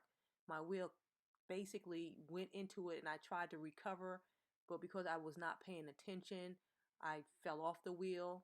Normally I would just step off the wheel and run with it, but because my attention span was somewhere else, this is what the end result. And as you can see, right here is where my head or the visor of the helmet hit the cement walkway, causing my head to snap back and causing me to experience pain in my neck. I failed to see a little divot in between the grass and the cement into the skate park, and as I was turning, the wheel caught in between the divots and I went forward. Needless to say, again, a low impact fall. I scraped my elbow with this, believe it or not. It basically, and I'll have a close-up shot, it chewed away the side padding to the elbow pad, causing me to sustain injury to my elbow. I did take an impact because I went sideways on my shoulders with my Fox Titan sports jacket. Honestly, looking at it, I can honestly say riding an EUC on asphalt and cement, I really don't see a need for this type jacket. And the reason why I say that is because this is the second such jacket that I purchased. And the first jacket sustained the same injury. I sustained, it's the same spot, it just basically tore away the side of the elbow pad. So in essence, this particular style jacket, although it's great, it didn't provide me the protection that I needed to my elbows as much as it will for my chest area and my back area. Now, the type of falls that we in the EUC community tend to have, more than likely will be us falling forward, not so much sliding. I think with this jacket, it helped me to more or less glide on the asphalt and the cement, as opposed to just falling forward and tumbling or whatever. But I don't really see a need for me to wear this type protection while riding EUC, because again, it acts like a sled, and with all this plastic, you're just gliding forward and turning around, and again, with the same damage to the other jacket that I had, it was in the same spot. So needless to say, my elbows did not fare well in wearing this. I can see this being a motocross, it is a motocross jacket, but it needs to stay with the motocross, because again, motocross, you will not be riding on cement and asphalt. This is more so geared toward dirt riding. So what I wound up doing was, as a result of my elbows taking a beating, I wound up purchasing the Fox Titan Pro elbow pads. Now these elbow pads, I haven't had any injury or have sustained any injury, but without a doubt, I do feel that these elbow pads will afford me better protection than my Fox Titan sports jacket. Also, in that video, as you can see, I had I was wearing an O'Neill Series 3 helmet, of which I sold. I will have a picture of it linked here. Like most of you all, I thought the motocross type helmet was going to provide me the most protection when riding the EUC. However, to my dismay, that was not the case. The low impact incident wherein I fell at the skate park, there was a section, there was a snippet of when I fell, when I took the tumble, the helmet, the visor of the helmet hit the ground first, snapping my neck back, and I basically heard the cartilage crunching. And for a while there, as you can see, when I was sitting down, Neil came up to me and asked me, was I okay? Well, it took me it took me a while to actually get up off the ground. Matter of fact, I could not get up off the ground by myself. I had to get some assistance because of the pain that had shot from my neck to my head, and I had a slight headache. And needless to say, it was whiplash. However, the motocross helmet, basically, for me, and I would highly not recommend, at least the ones without the breakaway visors.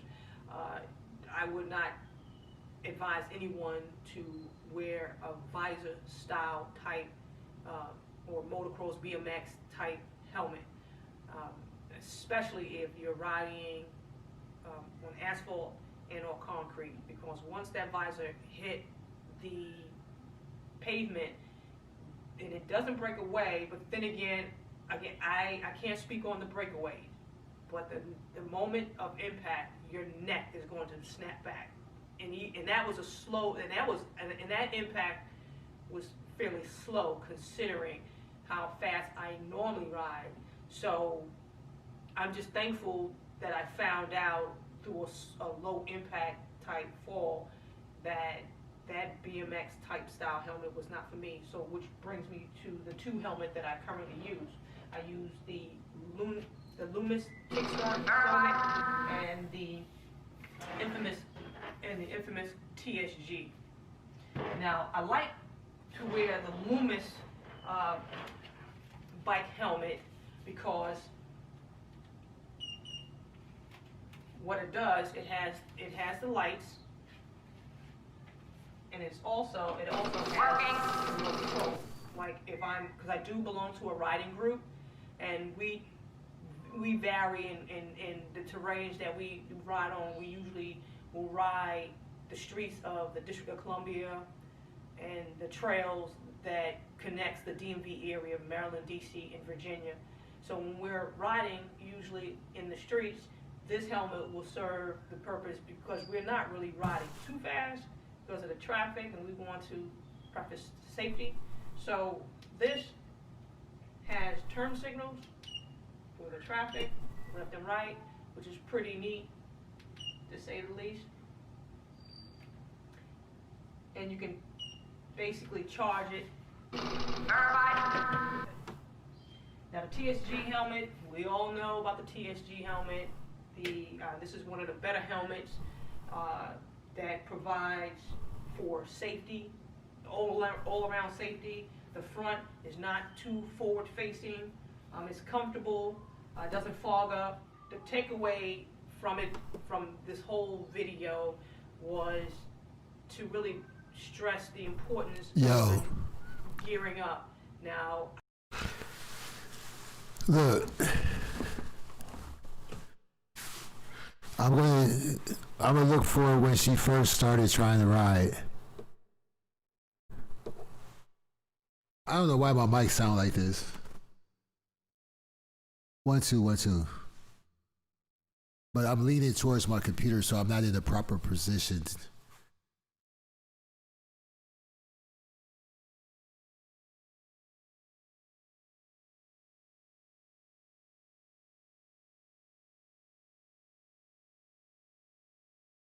Yeah, she's very proud of hitting 52 miles per hour. So let's play that one. 48 miles.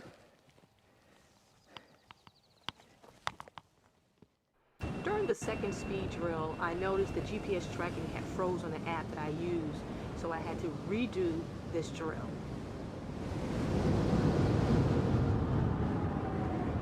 And as my luck would have it, the camera fell over prior to me blazing down the road to claim victory at having gone over 50 miles per hour.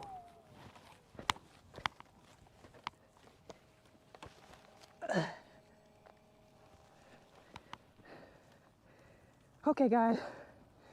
Ooh, I'm sweating like a pig. Hold on. I didn't realize my camera had fell. I had to start a new app. And because the other one froze. Excuse me, but hold on. Okay, guys. I'm sweating. Whew. The first go round, I went 48 miles, but when I went back up to do a second go round, the app froze on me, so I had to go back, try to work it out, but I couldn't work it out.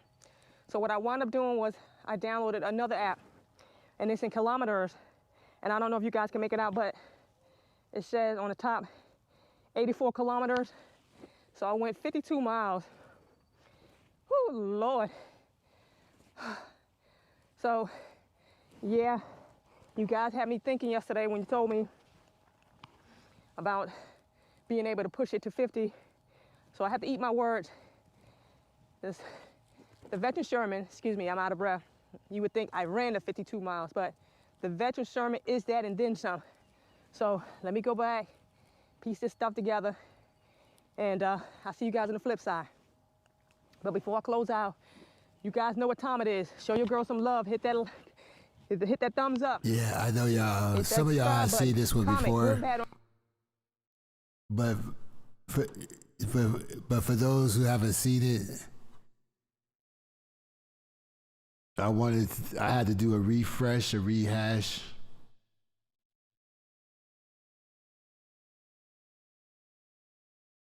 And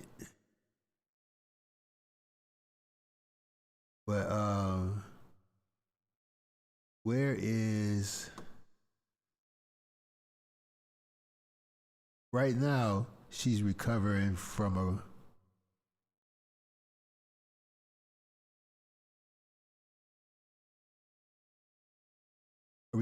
a broken ankle. Maybe this is it. I'm hoping this is it.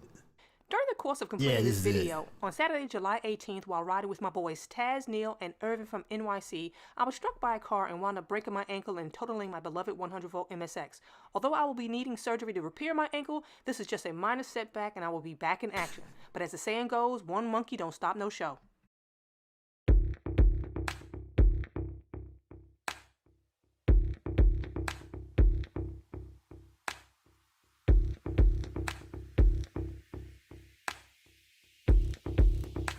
In the building,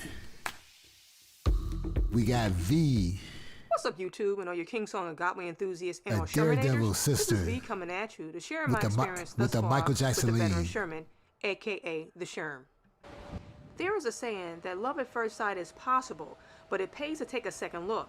And although I wanted nothing more than to fall in love with the veteran Sherman at first sight, taking a second look has left me pondering whether the hype of this beloved, long-awaited power horse of a wheel would be the demise of the Godway wheels and fulfill all of my EUC wants and needs. Well, I'm here to tell you, it's better to be slapped with the truth than kissed with a lie. With all the buzz floating around the veteran Sherman and the masses of people who had the opportunity to take in the demo wheel, the sentiment abound sounded much like a broken record. Every single rider chimed similar sentiments. It was fast, it was aggressive, it was awesome, it was heavy, it was indestructible, etc. And the accolades went on and on. In reality, all those things applied. However, in trusting those sentiments, how can one hold true as self-evident that a 10-minute or less ride on the new kid on the block was verification enough to bolster the notion this wheel would be the end of Godway as we know it, or at least give Godway a run for its money? Trusting these demo riders, but verifying their sources, I've had the opportunity to gauge for myself and document whether the hype surrounding the pre-launch of this wheel justified the means behind the hype, or whether the hype was surrounding the fact that this is new kid on the block. And as with all new things, there's a beginning for the Sherm. It began as a bold move by several engineers from Godway who transformed a vision that grew to the legend and became, at long last, the fastest production EUC on the planet. A new EUC like never before. An EUC that has the makings of the superb engineering, technology, and refined performance, and that would be the veteran Sherman. With impressive product specifications boasting top free spin speed of 62 miles per hour,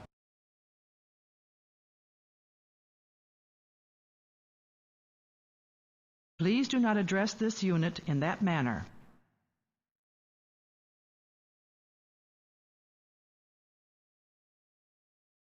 looks like 64 miles per hour to me. Motor power of 2,500 watt, 3,200 watt battery,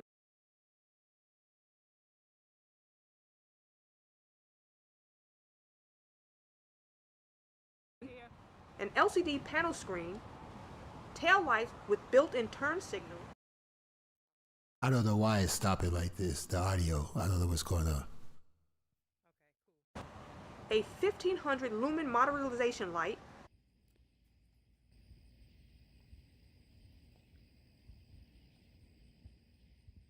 an anti-scratch shell with roll bars, a dual charging port capable of 10 amp charging. Please restate comes in at a command. whopping 77 pounds. Well, the curious Georgette in me found it to be 80.4 pounds. It's a wonder the veteran Sherman is a legend in and of itself. And although at the time of this video, the U.S. market is anxiously awaiting the first batch of these wheels that, for me, defied gravity, as I was able to push the veteran Sherman to 52 miles per hour without a hint I was demanding too much from it. It does have some drawbacks, which after several months on the market, I'm quite sure the folks at Veteran Intelligent Technology will iron out those kinks. And without belaboring the point, I will go over some of these key issues that's currently plaguing this most anticipated, sought-after EUC we call the Veteran Sherman. Because this machine weight hovers in the 80-pound category, coming up with creative ways to lift it The and/or automatic pilot transport it system can be is daunting not and downright functional. exhausting, if not harmful, if not executed properly. Although this lift technique worked well for me, I'm fortunate I did not pull a muscle as I hunched over the wheel and used my back more so than my legs. Here's another technique that seems to be universal for most people, but can also be harmful if not executed properly. In this clip, since I was without a real ramp, I jerry-rigged one for the purposes of this clip. And oh, what a relief this technique is.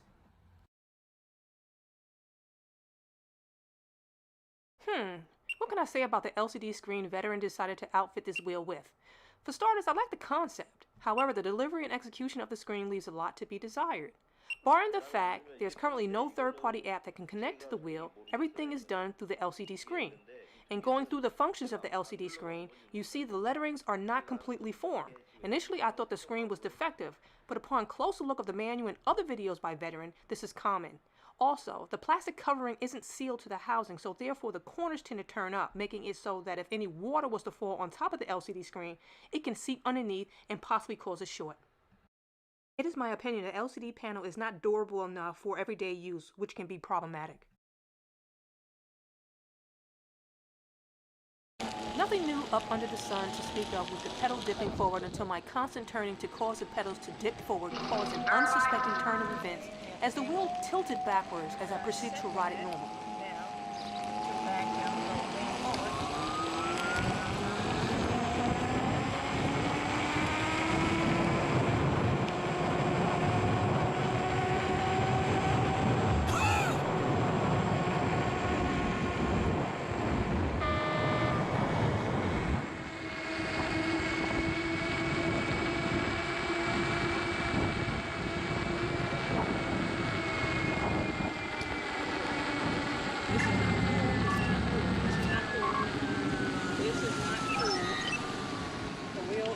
Back a lot. The tilt back was to the extreme. I had to dismount it for fear it would either shut off or force me off altogether. I elected for the latter and walked the wheel home. After reaching home, I noticed the roll bar and the top of the wheel was fairly hot. However, the side panels was cool to the touch. As of this video, the folks at Veteran have given me a set of instructions to correct the problem. However, in my current condition, the jury is still out on its fix.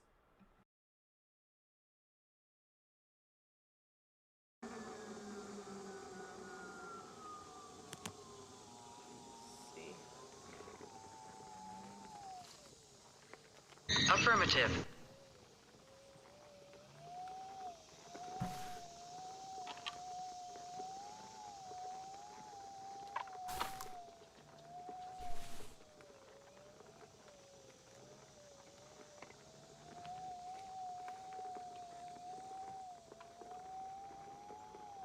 Now this substrate here is mulch, sand, dirt, and it's wet. So it has a little bit of muddy feel to it. I took the 16X here. I know that. I'm trying to remember, it was either the 16X or the Pro. I got stuck for a fraction of a second in the mud before my brain kicked in and was like, lean into it before you fall. So yeah, this was the trail.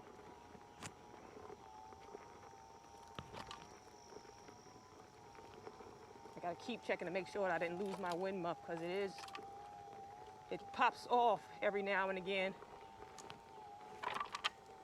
Spike foot pegs or jump pads would really do very well You right are not now, authorized to access because this facility. I feel the muscles in my feet. Oh, I'm going up this hill. Oh. Now, which is weird because I never had issues going up this hill with any other wheel.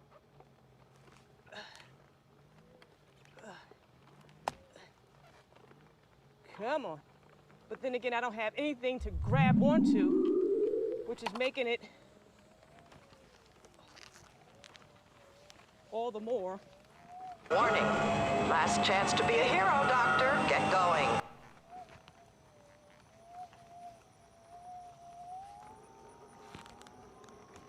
It made it up nonetheless, but I need my jump pads or pads, period, so I can grab it and push it up. Because I actually use a lot of muscles in my feet to get me up that hill. And it was not much lean. Well, there was a lot of lean, but here's another hill. Jeez. Warning. Self-destruct sequence has been initiated. Warp core overload in 4 minutes, 55 seconds. There will be no further audio warnings. Don't look like much, but yeah. No, I feel that in my calf muscles too. Jeez. I'm definitely going to have to, after today's ride, put these pads on, because that was a workout. And again, I've not had any issues going up those hills before on my smaller wheels. And this wheel should just eat up those hills.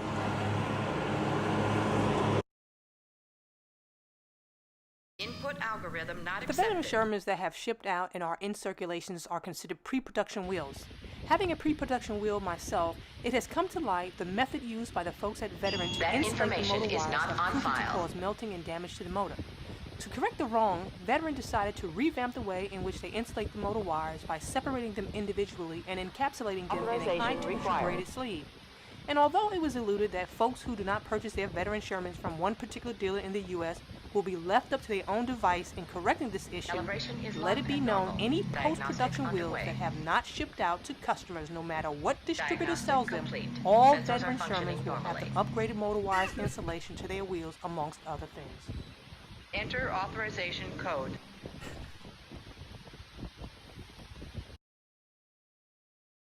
Accessing library computer data. I can honestly say, I'm not a huge fan of these Kinder knobby tires. Not only are they geared toward off-roading, which I don't do often, knobby tires vibrate. They buzz and they hum on concrete, asphalt, and hard-packed dirt. The noise begins somewhere at the start of 5 miles per hour and get progressively louder the faster you go. The noise is not noticeable when you're riding on trails or dirt, but on pavement, it's substantial, and the vibration of the knobs can be bothersome riding on asphalt to some. And although the folks at Veteran will offer street tires for the Sherm, I'm of the mindset to leave well enough alone, given the complexities of swapping the tire, even though street tires are known to be faster and would make handling the Sherm better on pavement, cement, and hard-packed dirt. They run higher pressure, giving the tire a smaller footprint than knobby tires, which means there's less touching of the road. This will give the Sherm a lighter, more nimble feel on hard surfaces. And who wouldn't love a lighter feel to the Sherman?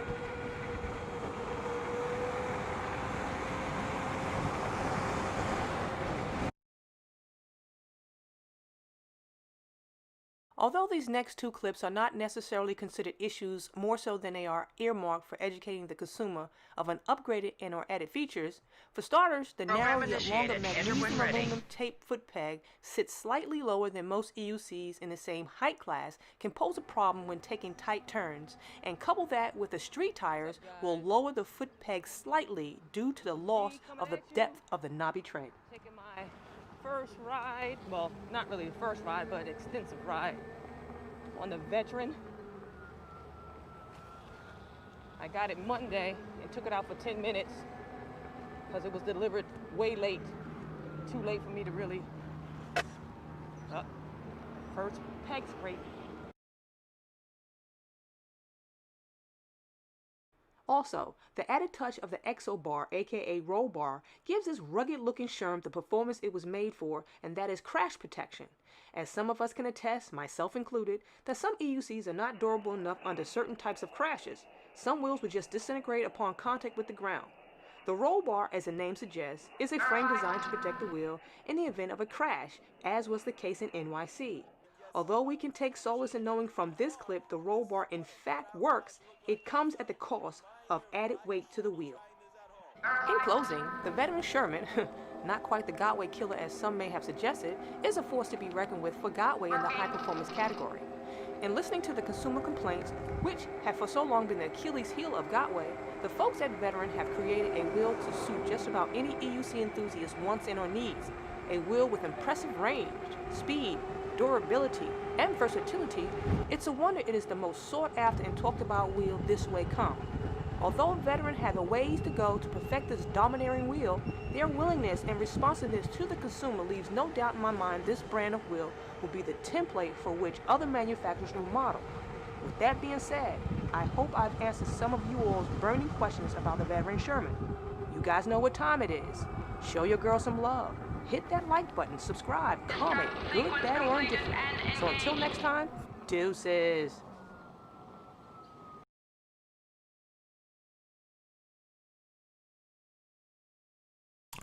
Yeah.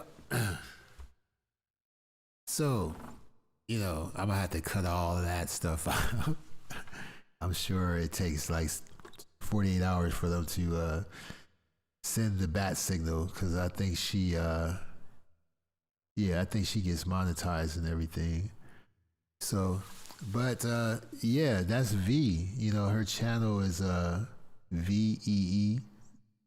It's hard to get it directly, so you would have to type in VEE and then space EUC for electric unicycles. But she has a lot of videos. What's really funny is the ones when she first started, stuff like that. But she's a G. I only had one bad fall on the third day, and I had bought gear the second day. So when I fell on the third day, I was semi-okay. I just had on the wrong hand protection, so I sprained both my wrists and both my hands. But I'm almost, I would say 90, 85%, healed. Yeah, she's cool. She's cool. I subscribe to her and several other people through Blade Runner. There's some really interesting people in general. I just wanted to show some of the black people because, people be saying to me, like this one guy, I never seen a black man on one of those and stuff like that. But they're around, but most of the people that I see in the videos, they seem like they have some kind of military background. Even her, I think she has an army background because she's made comparisons to the grip on the pedals to a hand grip on a gun, and her boots that she ride with look like police boots, and I've seen her in an army t-shirt before, so I'm thinking she's like retired, honorable. I don't know, I'm speculating, but I'm thinking she did probably 8 years in the military and got out. You know what I'm saying?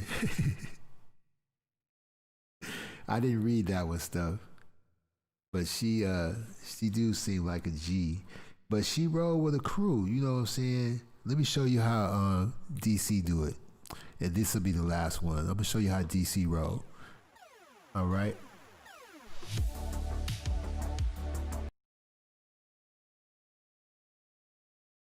Oh, this is Toronto, but I guess she's in it. It say DC Gladiators electronic unicycle vlog. Gladiators does Canada, so they're in Canada, but it's people from DC. All right.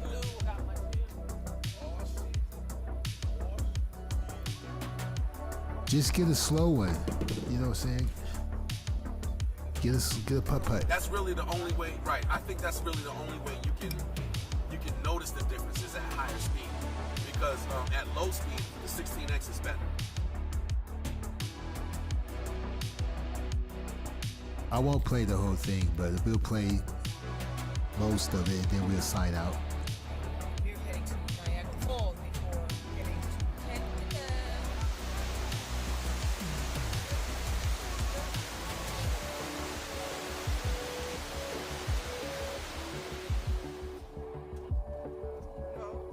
You see it's here because I got it in my bag. I got it in my bag. I'm gonna skip forward to the actual riding. The DC area.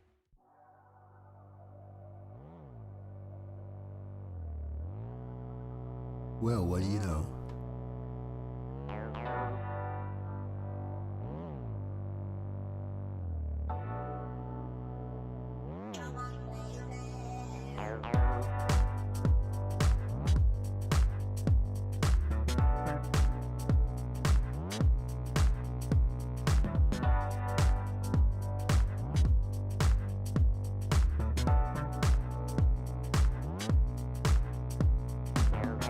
Turn your world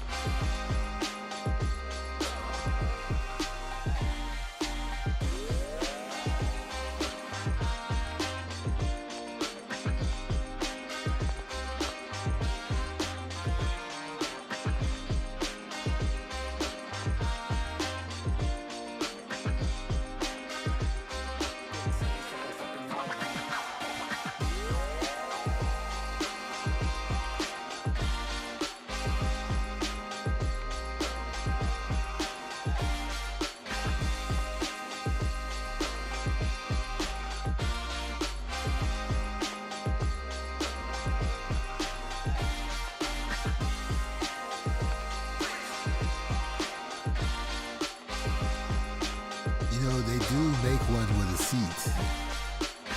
Well, it's an attachment.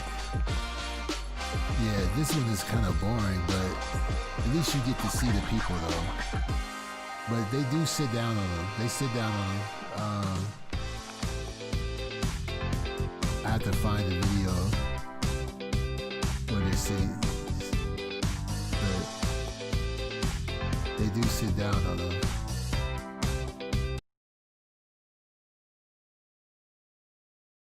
Or the big ones. What's up, YouTube, and all you King Song and Gotway enthusiasts and or haters? This is Peace me out to coming at you Diva this Tomboys. Make sure Sunday you morning. check her out. Check out her Getting ready to channel. head out into DC to ride again with the DC Eastgate crew. Now, because these cats love to ride fast and I like to keep up, I'm at a quandary as to which wheel I'll be taking out today. Will it be the MSX? She got 16 wheels. Plus, or possibly their cousin, the Nick Plus. Because I'm still waiting on the MSP. I hope that wasn't a fire alarm. We gonna get up out this house because I don't like those fire alarms that be on in the background. You got people with walkie-talkies. And yeah, so let's go there, have fun.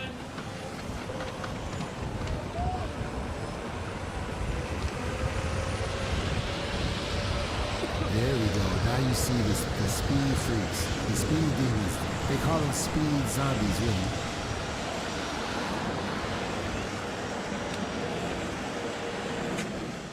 You know you got mad skills when you can hold a Starbucks cup of coffee with no lid on an electronic unicycle carving at a high rate of speed and then drink from it without spilling?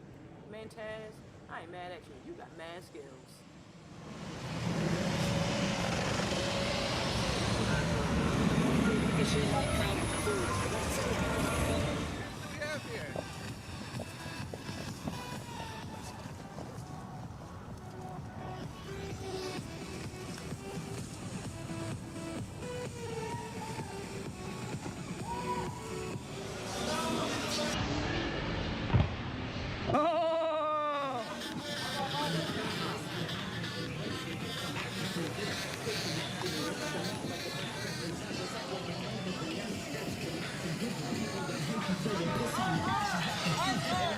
Recognizing the guys who dress up as women, but I wouldn't be given to testify with love in the side, keep feminine. My side is treacherous, then I won't be sending letters to every bitch that I'm dealing with, cause I throw deep, I'm gonna sex up, holy.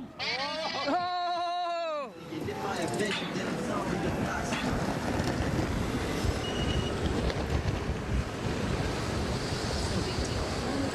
Tiny hole in the upholstery on the passenger seat. You didn't notice it on the used car lot. But now it's pretty much all you can think about. It's like a little mouth that whispers to you every time you go.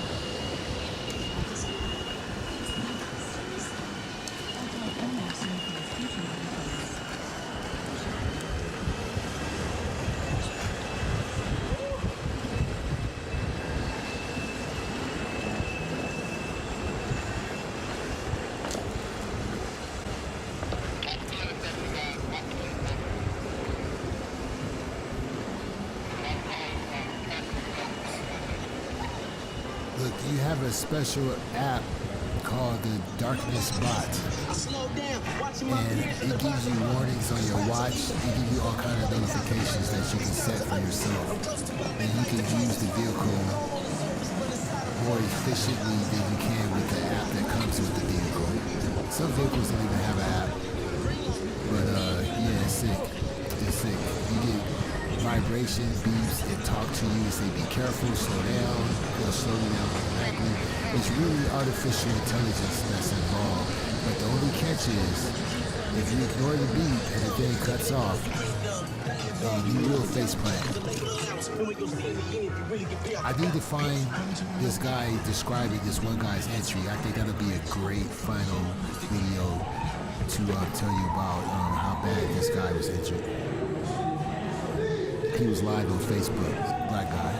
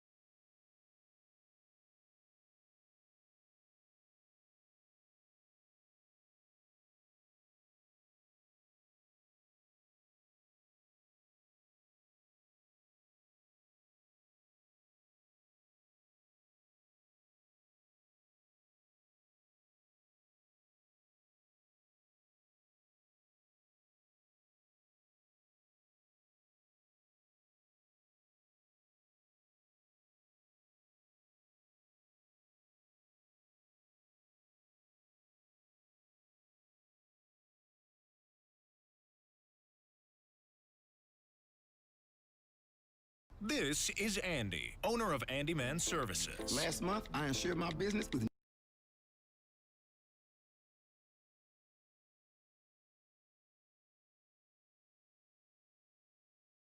on the top. It's got the nice comfortable insert. You can see inside here, it's got a nice solid buckle and nice cushioning inside. So these are all the things that you look for, you know, the comfort, the ventilation to make sure you're not going to get super hot while you're in this thing. And obviously the photo of the protection that it guy's gives, injuries is so bad they had to blur it. Air 2, And the one that I got, they do show a and, clip of him riding, but I really they don't love this show thing. So, the I'm image hoping that you after guys he are gonna gets up like off it. the ground. It's raining But this would the be a next couple great days, final so I grand don't know if I'm finale gonna video right be here. able to get any footage to put in here, but if I can, then great. But if not, then you know you guys would just have to. And I'm moving it around here because with all the lights I got going on here, I don't know that you guys can really get the full effect of this thing. I don't know if you can or not, but I got an idea.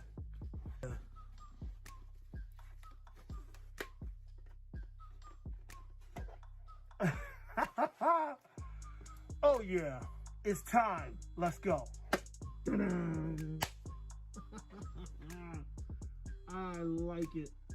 Now you might see him ride, you'll see him sitting down. So now we got a new look for the Black Cobra.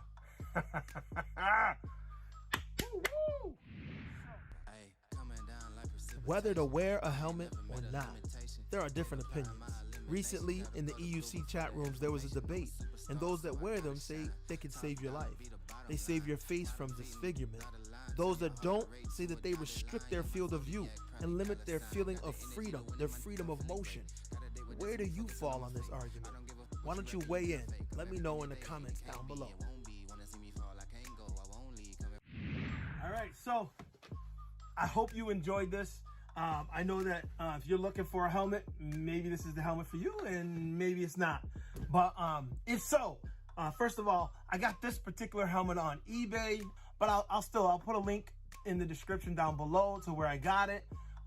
If you're interested, there are different visors, and the visors alone are like $30 if you want to change it. So I suggest that you get the visor. I hope he talks about it because the video is almost over and he hasn't mentioned the accident yet. But there are different colors. This is the silver visor. Then they have the colored visor. There's a bluish one. There's a reddish one. There's a couple different colors, and they're different hue as it goes through. It's kind of a gradient color. But you can check those out by all means. And like I said, I'm not the first person to have this. I won't be the last. There's plenty of people that are rocking this helmet. So, but if you want to click the link in the description below, it'll take you to eBay and then you can pick it up.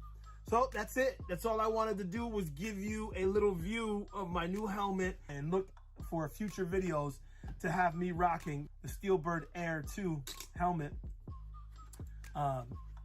and upcoming videos. So, well, until next time, I just want to say, please go ahead, hit that like button, hit that subscribe button, pop the bell so that you can get notified when I make videos. I make them on a weekly basis, sometimes 2 or 3 if I have time. I just want to tell you that I appreciate you. I appreciate those who are watching, and I thank you very much for coming back and checking me out again. His name is Black Cobra. Again, just a reminder, I am recording this with my new iPhone 11 Pro Max, and I'm using the front-facing camera. His name is Black Cobra, but this is not that the has better features. It's not the I'm using video, the though. front-facing camera. This is the selfie camera that I'm using right now to make this video. So if you're interested, go grab the phone as well because it's a sick He phone. do live I just streams got it- and just he started interview using it other yesterday, e-riders and so stuff I'm like hoping to that. find out more things about it and get into more features that it has. Until next time, enjoy your gadgets, keep riding, and be safe. Peace. Hey, coming down like precipitation. I ain't never met a limitation.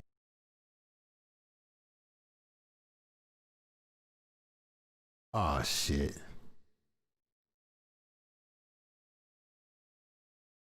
We done went way off track. Hold on. Hold on. Tracy with the T pop up. What's up, people? Welcome to my channel. What the hell? Here, I use my enthusiasm, But my yeah, he energy, does, and my passion for gadgets, games, and gear to share it. This is a with cool you. rabbit hole So to if go you like down. my energy, you like my enthusiasm, and you have a love for. So let me see.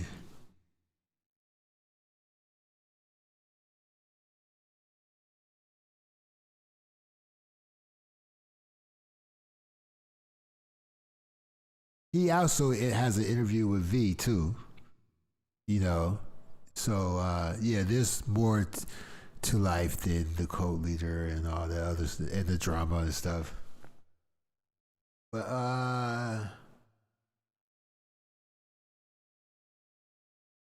you gotta hear about this accident though.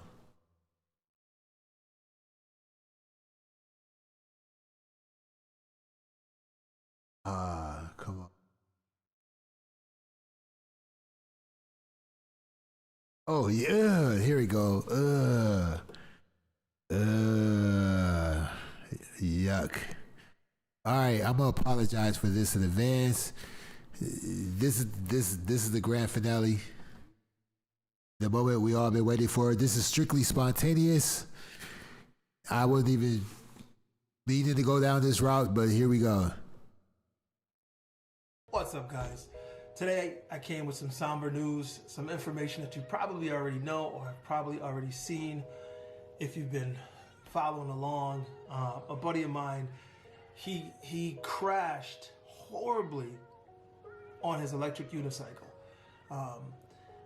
And the reason I'm coming to you today is because I want to bring the information to you if you don't have it already, give you an idea of what happened to him, and talk a little bit about it.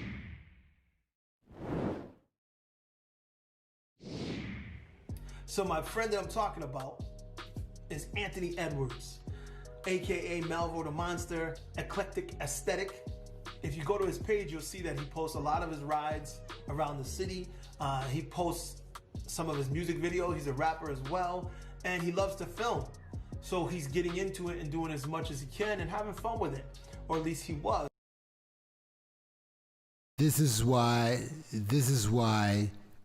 a helmet is important, and this is why I showed the helmet video first, okay?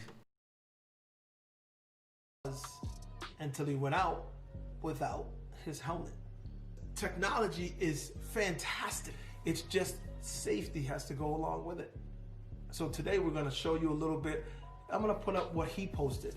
And it's still, I believe, still on his Facebook Live. You can still go on his page and check it out. But here's some of the video.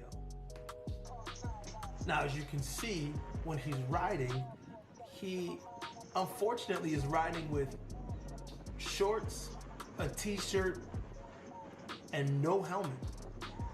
And normally he rides with his 360 camera. And today, on this day, he was riding with just his cell phone. First, let me say that he admits to all the mistakes he made, and he's not trying to blame it on anything else other than himself. He's taking full responsibility and understanding that it's his mistake that caused this. However, he wants to point out a couple things to people. Not only did he not have on his safety gear, and why didn't he? Because we've been cooped up, and then the sun came out, we had a little nice day, and he just felt like, you know, getting out, and he figured it was a quick ride. This is what he said, because I wasn't able to go down and meet with him in the hospital. I was gonna do a video chat with him, and I wasn't able to do that, but I was able to text back and forth, because he said right now that would be the best way for us to communicate, because of his injuries are so severe that it would be hard for us to talk or video chat back and forth.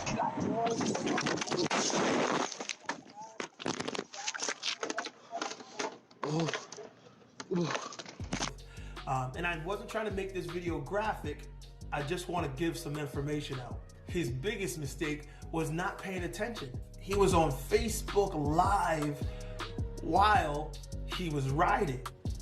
And he admits to me that he was not paying attention and he didn't see, or he saw it, he just didn't realize how big it was.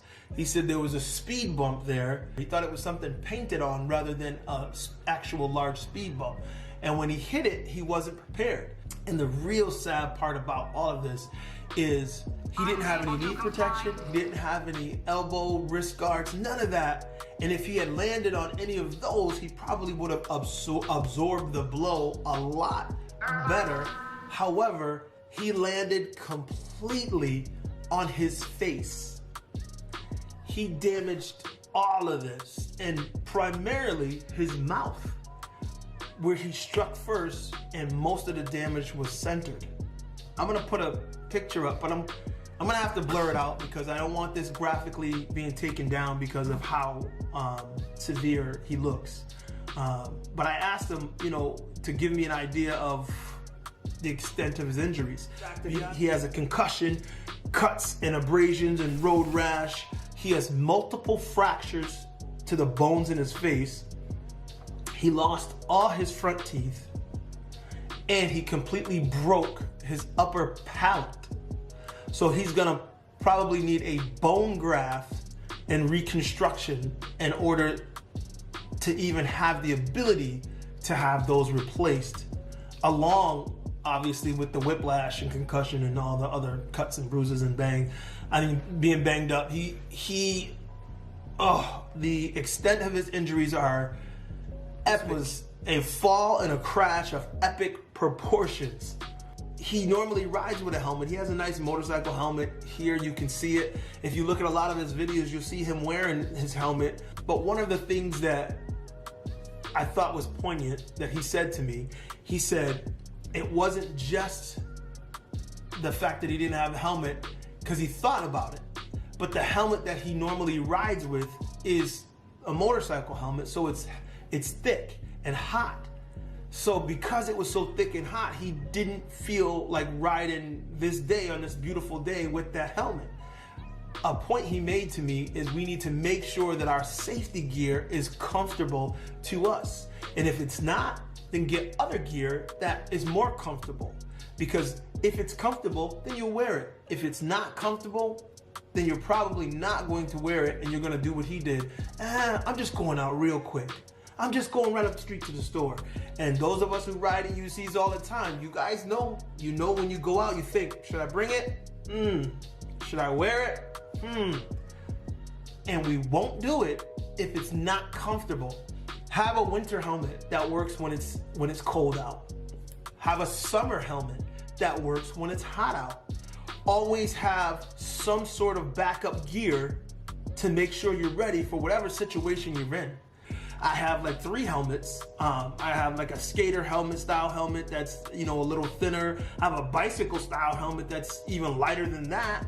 And I have my main helmet, and I did a video on that. And the reason I did this helmet video was not just because of the fact that I like the way it looks, because I do. I love the way that helmet looked. But it was because of the fact that I see a lot of electric unicycle riders riding without helmets. Everywhere I go, I see electric unicycle riders. Some are all in with the safety, others not so much. Being geared up, that was the other message that came from Anthony. What message would you like to send to the people who are watching this? And he said, my message is you have to always gear up and get gear that you can be comfortable in, or you won't wear it. Always take gear on the small rides, because that's when accidents happen. And don't ride on your phone. And he said, if I had my 360 camera, I would have been paying attention. As I said in this video I just did on the Insta360-1R, if you have the camera out, throw it on the stick, hold it behind you, hold it in front of you, wherever, and just ride. And you can pay attention to what you are doing while you are riding, because that's important. You're not riding in a car. When you crash, it's only you that crashes. There's usually nothing between you except the safety gear that you wear. So please, please, please, if nothing else, wear your safety gear. He posted the video himself, but he posted the actual video of the crash afterwards where he was bleeding a lot. It was too graphic, so they pulled it down. That's why I'm not gonna show you exactly what transpired afterwards, because all the blood and bleeding and gore and stuff, you don't really need to see. You just need to know that he was really, really hurt. He has to be the first EUC rider I know that was seriously hurt. And I've fallen myself. Who knows if I wasn't wearing my gear, how bad my injuries would have been. I only injured the part that I didn't have gear on. Again, it goes back to the same thing. Gear up, people, gear up, people, gear up, people, please.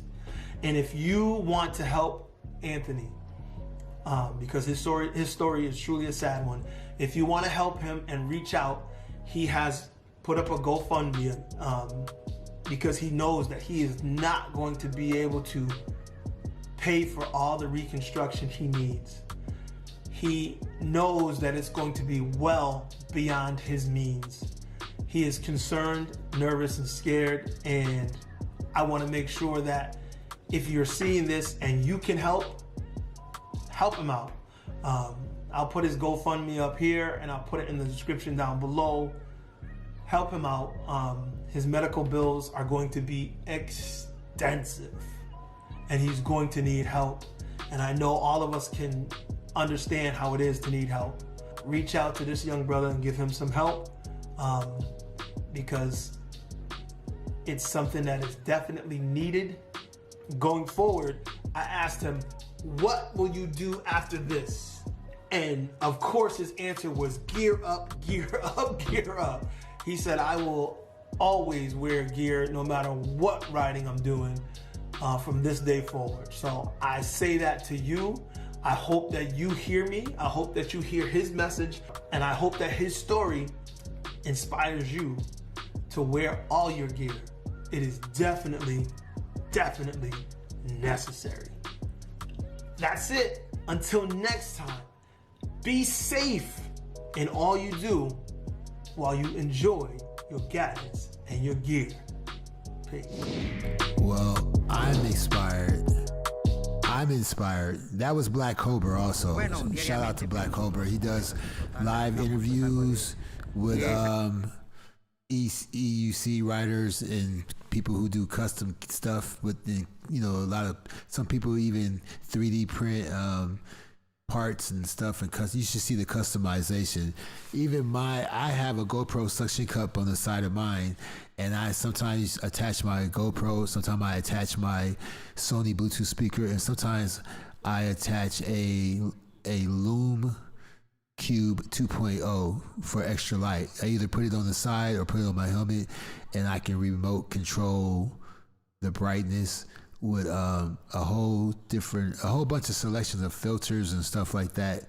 I mean, today is just it's just a wonderful period other than Corona. It's a wonderful moment in time right now with the technology stuff and what you can do. Because when I ride through the park, if there are areas that are pitch black, I would make my Loom Cube light brighter, and when I'm in a more lit area, I dim it down. You see what I'm saying? And I can make it blue, red, orange, whatever. I could use diffusers or honeycomb filters, and people in the industry know what I'm talking about. But I use that same light for pictures, for videos, and short films also. So forget what the haters, the sensitive haters say about me. There's more to Lordship that meets the eye. See, when you go down the rabbit hole of searching my background, you're going to want to holler at me. But some people, when you go down the rabbit hole and search their background, you want to say, oh shit, I'm fucking with the wrong one. Let me not say another thing about that person, because that's a real one. And you know what? I'll give him that credit. He is a real one. And I ain't got no problems with that cat. I just made a couple of videos that wasn't a lie, but people got up in their feelings because I don't spread lies. I'm a reporter too. I'm just a journalist also. And nobody's above reproach. And when you in this arena of video making, you're entitled to go live or make a video, and it's freedom of speech. I didn't make those kind of videos where you put people personal, like, you know, whatever their past may be. That has nothing to do with me. I'm not going to judge you by your past. But if I don't have a similar past, don't judge me. Don't think I'm, you know, any less than you, or I ain't on your level, because it is what it is. And even if I did have that kind of history, I'm not going to make it public in this arena, because I don't need the authorities or anybody else to have an accurate file on my life. You know what I'm saying? Some people's life is this public record. You can't help that. But I don't use that against people. So, yeah. So thanks for checking out His Lordship. I'm probably going to edit this, because I don't know if those people are going to want, you know, they're going to trip, because everybody I played was monetized.